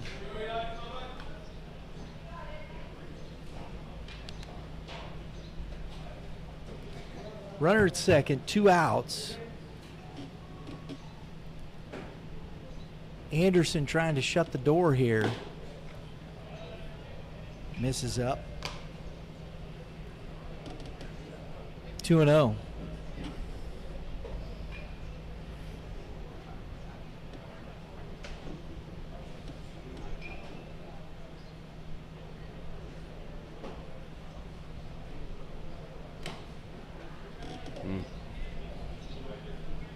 Three balls and no strikes. Good at bat here by Hart, trying to extend the inning, get the next guy up, see what the offense can do.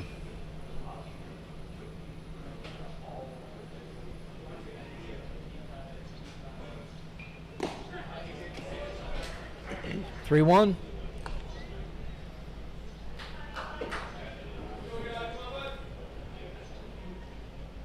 Helsher on deck. If Hart gets on. Runner doesn't go. That is a good pitch. Strike two. The dramatic pause on the strike calls makes it a little tough. Yeah, I know. Personally, I prefer a little bit faster strike call. 3-2 and a fastball. Morgan to it. Throws on the run. Yeah. Out number three. So we head to the top of the sixth inning, 12-4 Mule Club.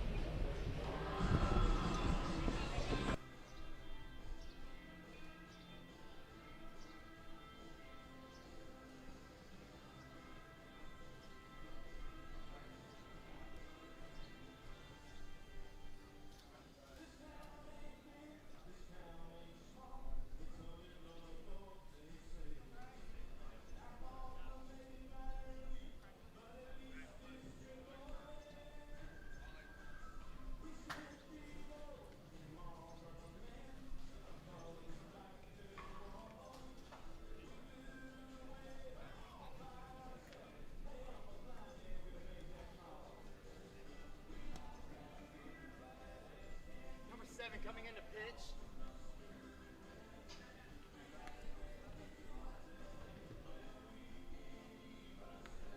Now pitching for Jeff City, number 7, Bryce Weber.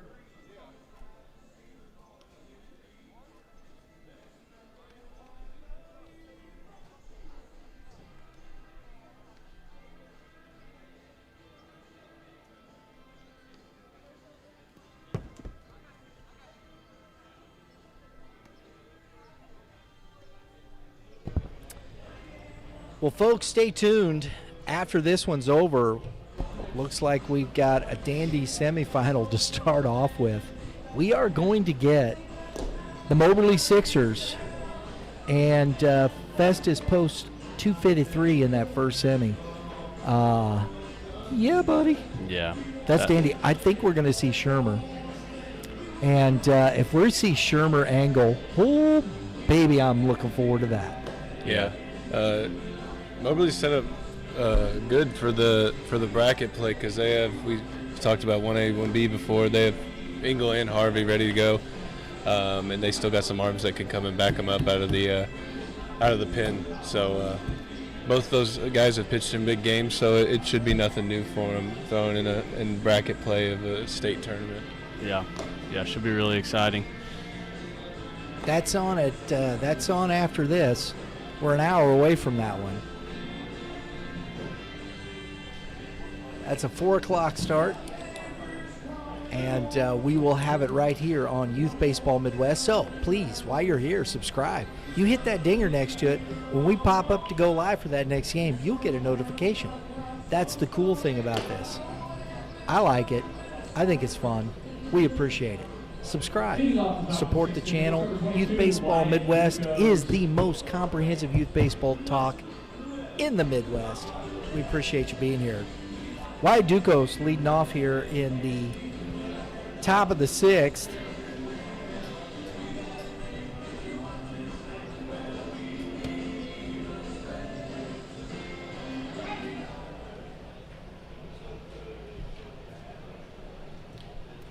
And that goes to the backstop. I don't want to go back to the late umpire call, but one thing I feel like it leads to is, which I'm not saying every kid that does it, but sometimes a good kid that would never show up an umpire Right. will throw their bat, and Yep. I've noticed it looks like they're showing the umpire up, and it's not at all the case. Right. I agree with you, Coach. Absolutely. It just lends itself to miscommunications or misunderstandings, and I agree. Oh, that's a good curveball. That was a good pitch. 1 ball, 2 strikes. And the mechanic, you're taught to make sure you see the ball, finish, make the call. Mm-hmm. And that's what, and you do. You want to make sure you see it. And that's what you try and tell yourself. See the pitch, Yeah. make the call. Yeah, because I've seen it the other way around, and I've seen umpires call it almost before it hits the mitt, and Oh, dude, I know. that's have tough to swallow too. I do like giving yourself plenty of time in the field to make a play. Yeah, I agree. And the crazy thing is, though, guys, honestly, and you get used to it. You put yourself, oh, that's a great take by Ducos. Wow, that's a tough pitch to lay off of, guys. Yeah, that was. 46, Oliver Devenbaugh. I like going to the breaking ball there 3-2 with a guy like Ducos, because if you lay a fastball over the heart of the plate, he's liable to put it in the trees out there. But good take. Devenbaugh to the plate and takes ball 1. But when you see the play, your brain, I mean, it automatically tells you what you're, out or safe. Yeah. I mean, you get that. So you have to really work to not just, boom, punch it out there. That's right at him. Got it off the hands. Yep. And Devenbaugh lines out to Now batting number 23, Trent Gallagher. the right fielder for out number 1. You call it too quick sometimes. You can do the out safe if they drop the ball. That's or right. See, That's guys do right. that. Pull yeah. their foot. That's right. And you see, as you're working through, experience tells you start looking at the situation where he's going to have to stretch. I got to give myself a minute. I got to get that angle. I got to do this. I got to make sure I see everything finish. Whereas, and that ball gets away from the catcher, you have a situation where that's 2-0. You have a pretty clean one. Even though the runner's fast, it might take a little long, but a clean throw, you can kind of punch somebody, just give it a little bit more. Yeah, that's out. Yeah. That's the ones you get the kind of stuff. Trent Gallagher at the plate. Another one to the backstop, and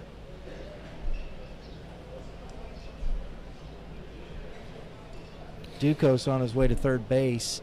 2 balls, no strikes. I know it's been a long day, a lot of pitches thrown and things like that, but you'd like to see a little bit more effort out of your catcher on those 2 pitches.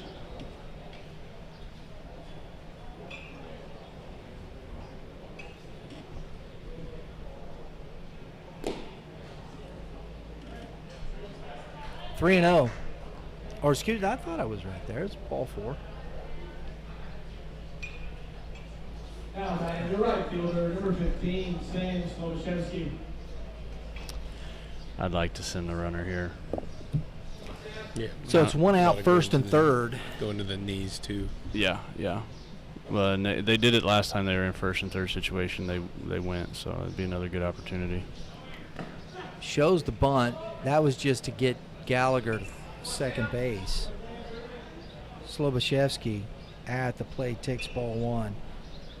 Sloboszewski today has walked, lined out to left field, walked, and walked.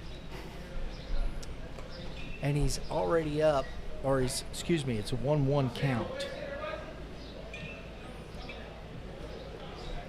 He's 0 for 1 today, guys. Yeah. He's 0 for 1 and scored twice. Yeah, that's again, that's sending the old on-base percentage way up. Ooh. That ball is hit hard and over. That's a ground rule double, and the steal right there. That's huge. That's huge. Yep, getting that runner to second base right before that, definitely. That ball was hit hard, by the way, because the wind is blowing into right center, and he hit that into left center. So the wind kind of knocks that down a little bit. And to get it out there and one hop over the fence, that was a very well hit ball. So that makes it 14-4 with just still one out. That brings to the plate Sam Rosine. He's tired of us talking about the on-base percentage. To help the slugging percentage there. Yeah. Ball one. Popped up. Edwards underneath it makes the catch for out number 2. Brings up Reese Haney to the plate.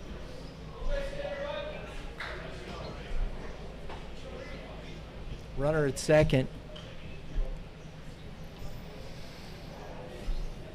You'd like to get this other run in here, I'll tell you that. Yeah, you'd like to go into the bottom of the 6th with a run to play with for sure. That's ball one. Can you guys see if they got somebody down in the bullpen over there or over on this side? There's a lot of people in the bullpen. Yeah, I actually that's think probably another team. Yeah, I think it's Moberly back there. And that is going to be caught to end the inning, but not before they get 2 more. It's 14-4. We head to the bottom of the 6th. I do think they're making a change.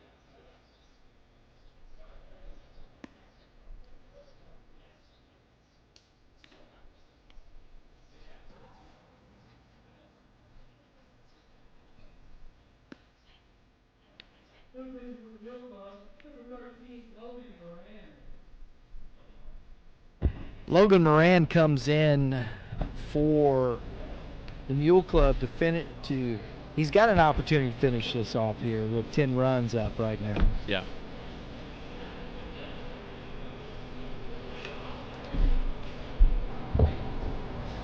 We'll see if he can do it. He's going to face Camden Helsher, Blake Wolby, and Chris Haley. That's 8, 9, and 1 here in the bottom of the 6th. Ground ball sharply hit. Nice pick over there by Deffenbaugh. 1 pitch, 1 out. Love the baseball economics there, boys.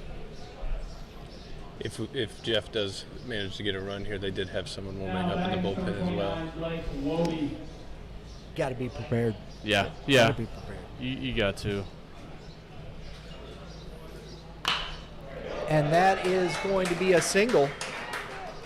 Oh, and off the glove of Luff, and allows Wobie to get to second base. Nonchalanted that.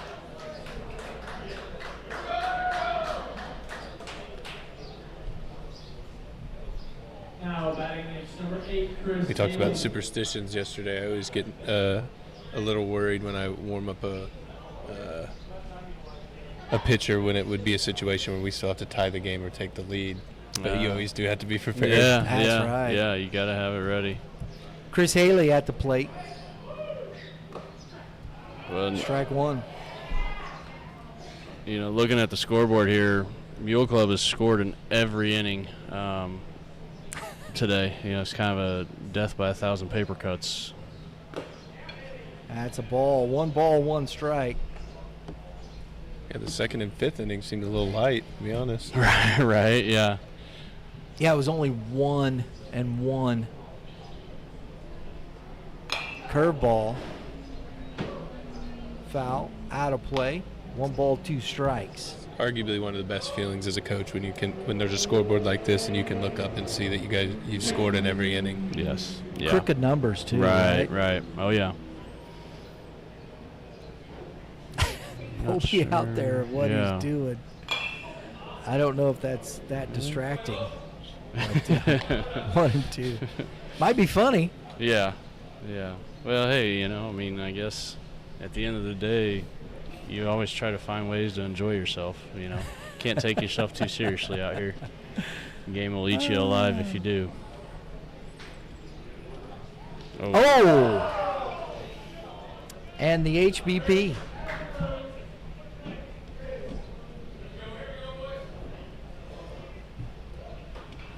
Ethan Edwards coming to the plate. Now batting is number 22, Ethan Edwards. The 5th hit batter in this game, I believe. Good night. Well, there's going to be a lot of bruises.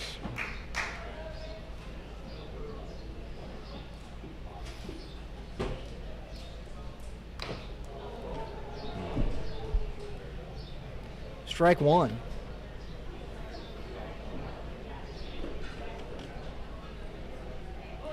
First and second.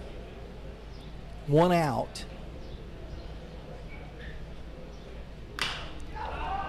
That's hit into center, and it's going to drop. Man. No communication. Looks Yeah. like everybody let up. Yeah, And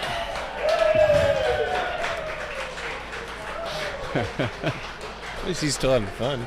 Oh man, Blast out there. man, I tell you. But yeah, that should have been the right fielder's ball, especially with the way that the wind is blowing. But you could see that he backed off there right at the last minute, not sure what the center fielder was going to do.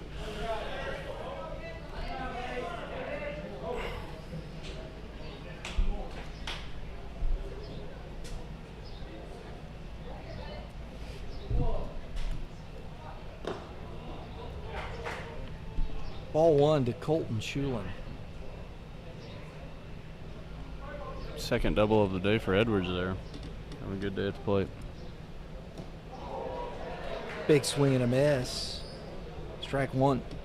Getting a little greedy seeing a fastball. He hasn't thrown a lot of them, and he wanted to jump over that one. Yeah. It's easy to press in this situation. Popped up.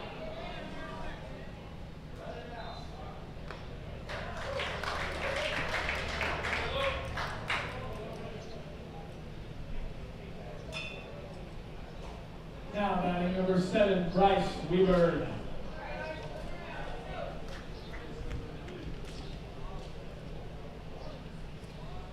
Two outs. Ball 1 to Bryce Weaver.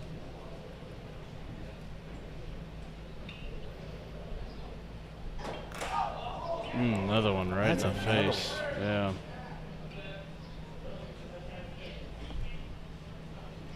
Man, you got to be tough to be a catcher.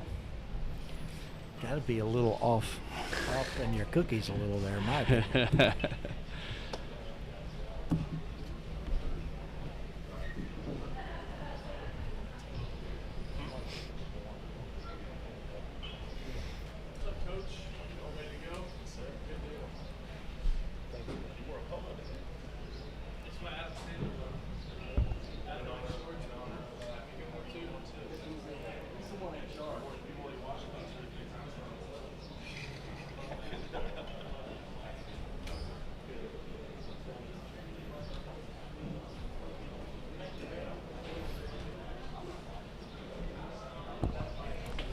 One ball, one strike.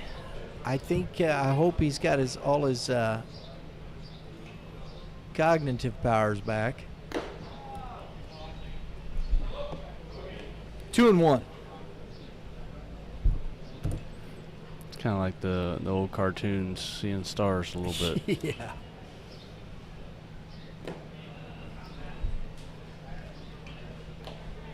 Three and one. That's Crooks behind the plate, correct? Yeah. Yeah. Typically, those coaches' kids don't like to come out of the game, so. Right. And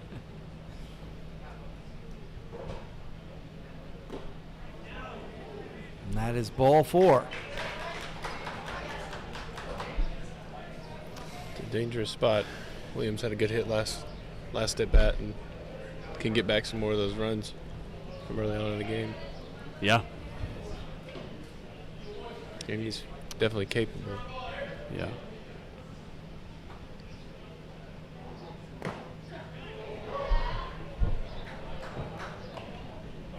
Gavin Williams takes strike 1. I always like to tell our guys, you have an opportunity to change your day, change how you feel about the day. Situation like this. Curveball misses out. 1 ball, 1 strike.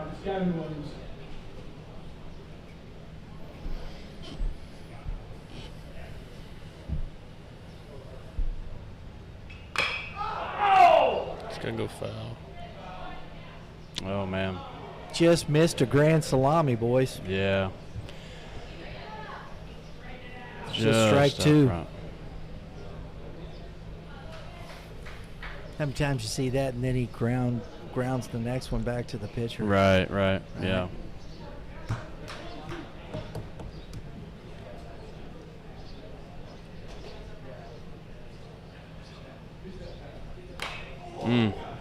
Another one. Oh, Just missed it. he wishes he could have that one back. That was an even better pitch to hit than the one before.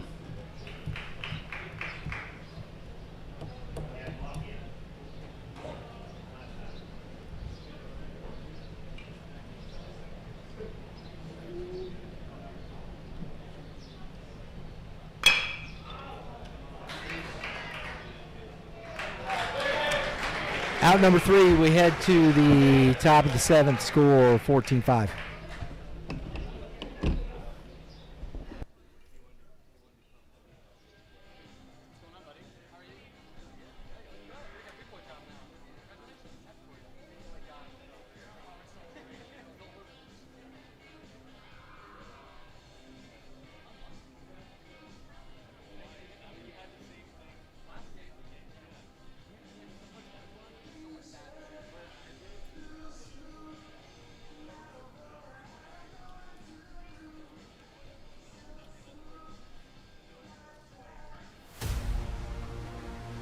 It's gonna be a good one.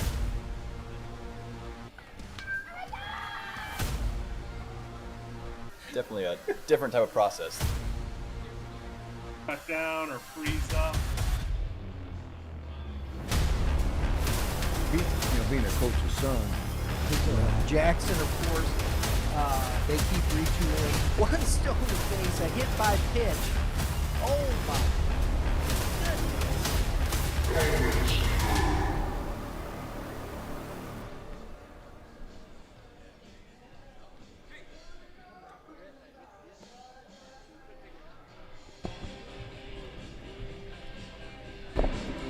New pitcher on the mound for Jeff City. I mean, they're running through them like water, boys. That's number 6. I think is it 8? It's I can't one tell. Of those. You can't Yeah. tell with his sweat. And you're right. It's number 8. He threw yesterday, I believe. For Jeff City, number 8 is it's Chris Haley. I should have known better. Number 8, Chris Haley. Yeah, 7. Essentially 1 pitcher per inning here for Jeff City. Not a fun place to be if you're Coach Trammell over there. No, it's tough. And honestly, regardless, you're done here, Right. right? Right. You're just playing for pride. Vincent Luff at the plate here in the top of the 7th. Mathematically, how many runs would they have to score in the bottom?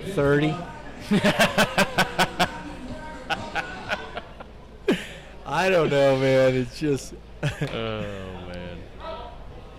strike one. I don't want to do the math. Either because it's too much. Because, I mean, they had to run rule the team to begin with, and then you couldn't give up that many runs. And so, Well, they would have to, I believe, if the first is runs allowed, they'd have to go and win, and then also win by. Oh, they'd walk it off. So no, yeah, it's not mathematically impossible. Yeah, mathematically impossible because they would have had to have won by 6, and that is not gonna happen. so that's why I'm saying they'd have to score 30 runs here and then hold them down. They got to hold them down here and then score about another 15 runs in the bottom of the 7th. Yeah. More than that. Like I said, 30. That's right. Okay, 25. We round. Yeah. 1 ball, 2 strikes.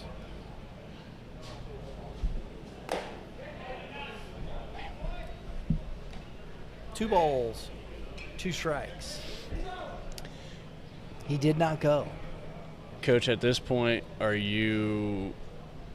nobody's ever trying to get out, but are you hoping for a quick inning if you're a Mule Club so you can get back out there and get back out on defense? I do think the long innings have affected the Mule Club a little bit. Yeah.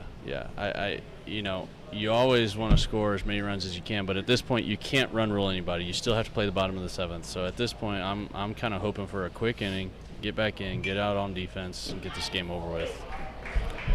And it's ball 4.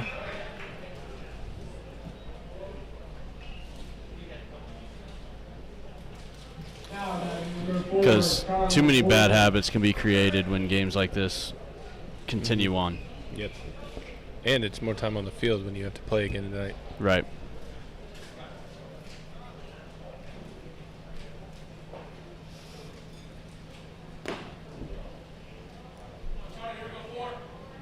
It's ball 1.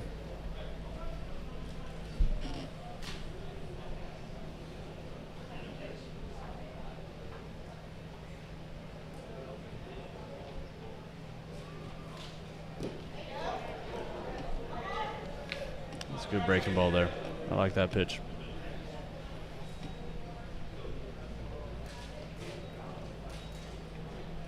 Excuse me. It's two strikes. And that's lifted into right center, making the catch for out number 1. Well, we get to see if he can continue the perfect. Now batting is number 9. Oh, no, wrong guy. Sorry. He's on deck. Yeah, he's on deck. Man, I tell you, throw a complete game, 7 innings, get the win last night, and then come out today and just have a day at the plate. I mean, it's not quite 6 for 6 like the MLB had last night. oh my gosh, yeah, that was Home unreal. runs. And should have had 5. I don't know if you saw the highlights. One of the Devils went off the top of the wall. Really? Oh Yeah. my gosh. It was almost in the Crawford box. And he went opposite field on 4 or 5 of those balls. Yes. Yes.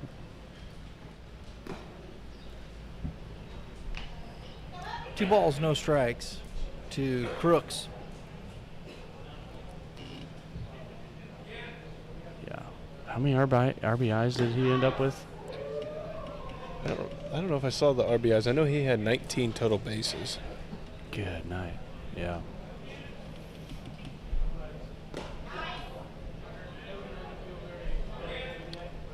3-1.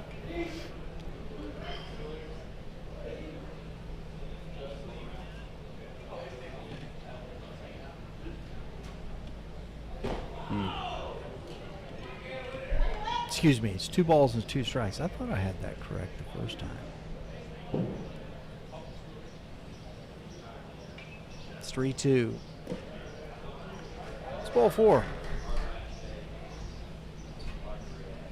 It's another one as a coach, and you're talking about the quick inning. You're almost like, I could live with you giving that pitch there. Yeah. Every once in a while, It's human nature. It's okay for that umpire to open up the strike zone just a little bit. First strike from catcher number 8, Brady Smith. Courtesy runner number 8.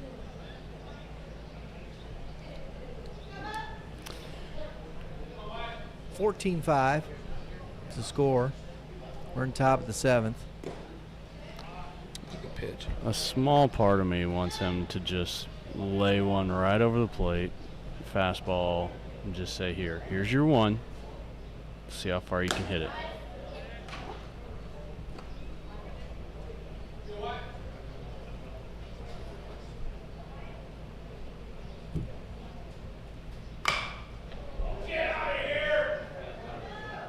That's a drive, Oh, no.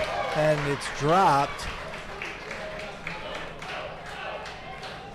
Almost a really great play out there in left center. He ran a long way to get to that ball. It hung up there for a long time. Yeah, it did. Crooks is at second.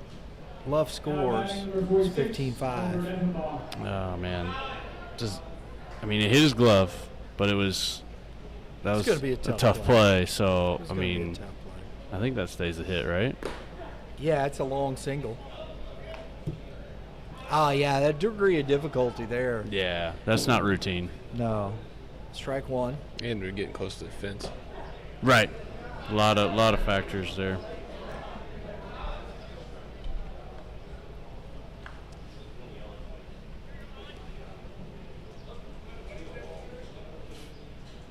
One ball, one strike. And a ground ball to Ethan Edwards. Run scores.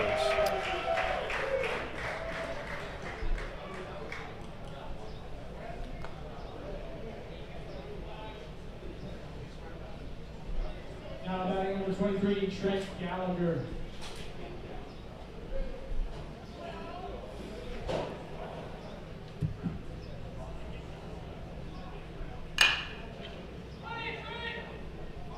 Steps on the bag. Can't pick it. Run scores. I'll give props to Haley. Is it Haley or Hallie? Haley. Haley on the mound, yeah. Came in yesterday, late in the game to eat up some innings, and here he's being very competitive. He's throwing strikes and not a lot of those really wild misses that we saw early in the game. Yeah. And has thrown multiple outs that could have been made. Yeah, that's at least 3 this inning. 3 potential outs that weren't made this inning. And that's without the deep Yeah. fly ball. Yeah, that's correct. One ball, one strike to Slobosheski. That curveball misses up. 2-1.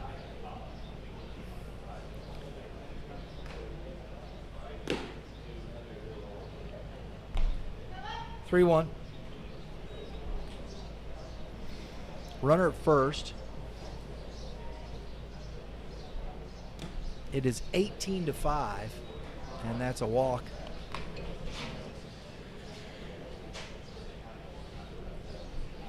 There is a pattern on the scoreboard. I just noticed that. 4-1-2, 4-1-2, 4. Wow. We could have kept going. If this game could have kept going, we could have kept rolling. That's the point we're at right now. Things I'm noticing. Yeah. Not too often you see a pattern come across the scoreboard. Rosine fouls it back, strike one.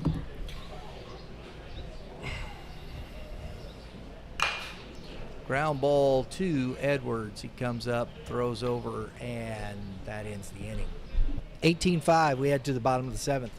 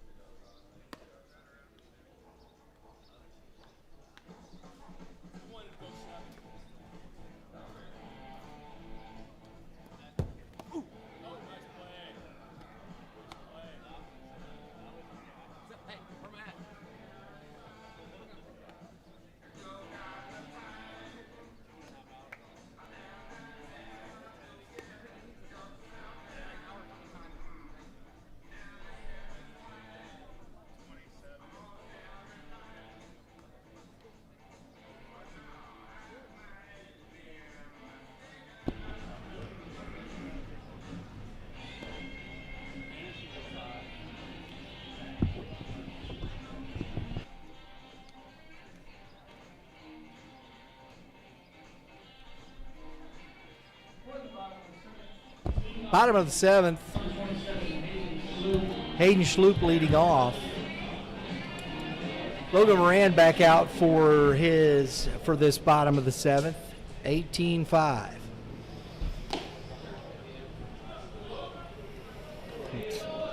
It's ball one. I believe Schloop has re-entered the game here to get this at bat. Might as well. Yeah, I mean, why not?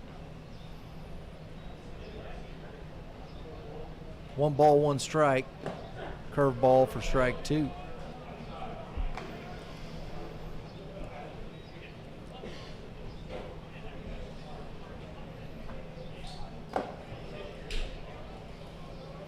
Two balls, 2 strikes.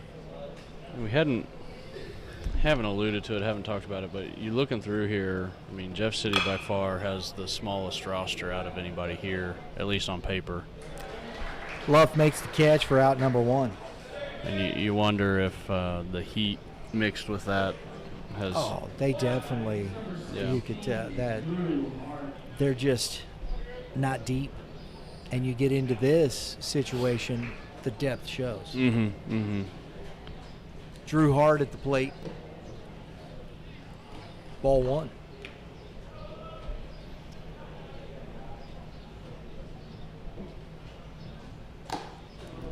Ball 2. And with the not expecting to play 3 days in a row. Yes. Yes. Yeah, having the postponement and.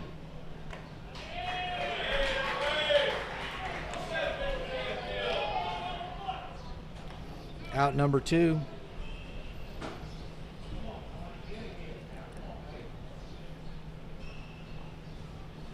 Brings up Camden Helsher. It's ball 1.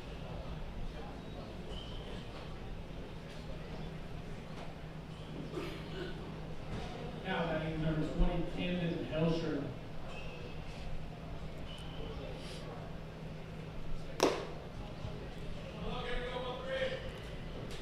2-0. Logan Moran trying to finish it out here.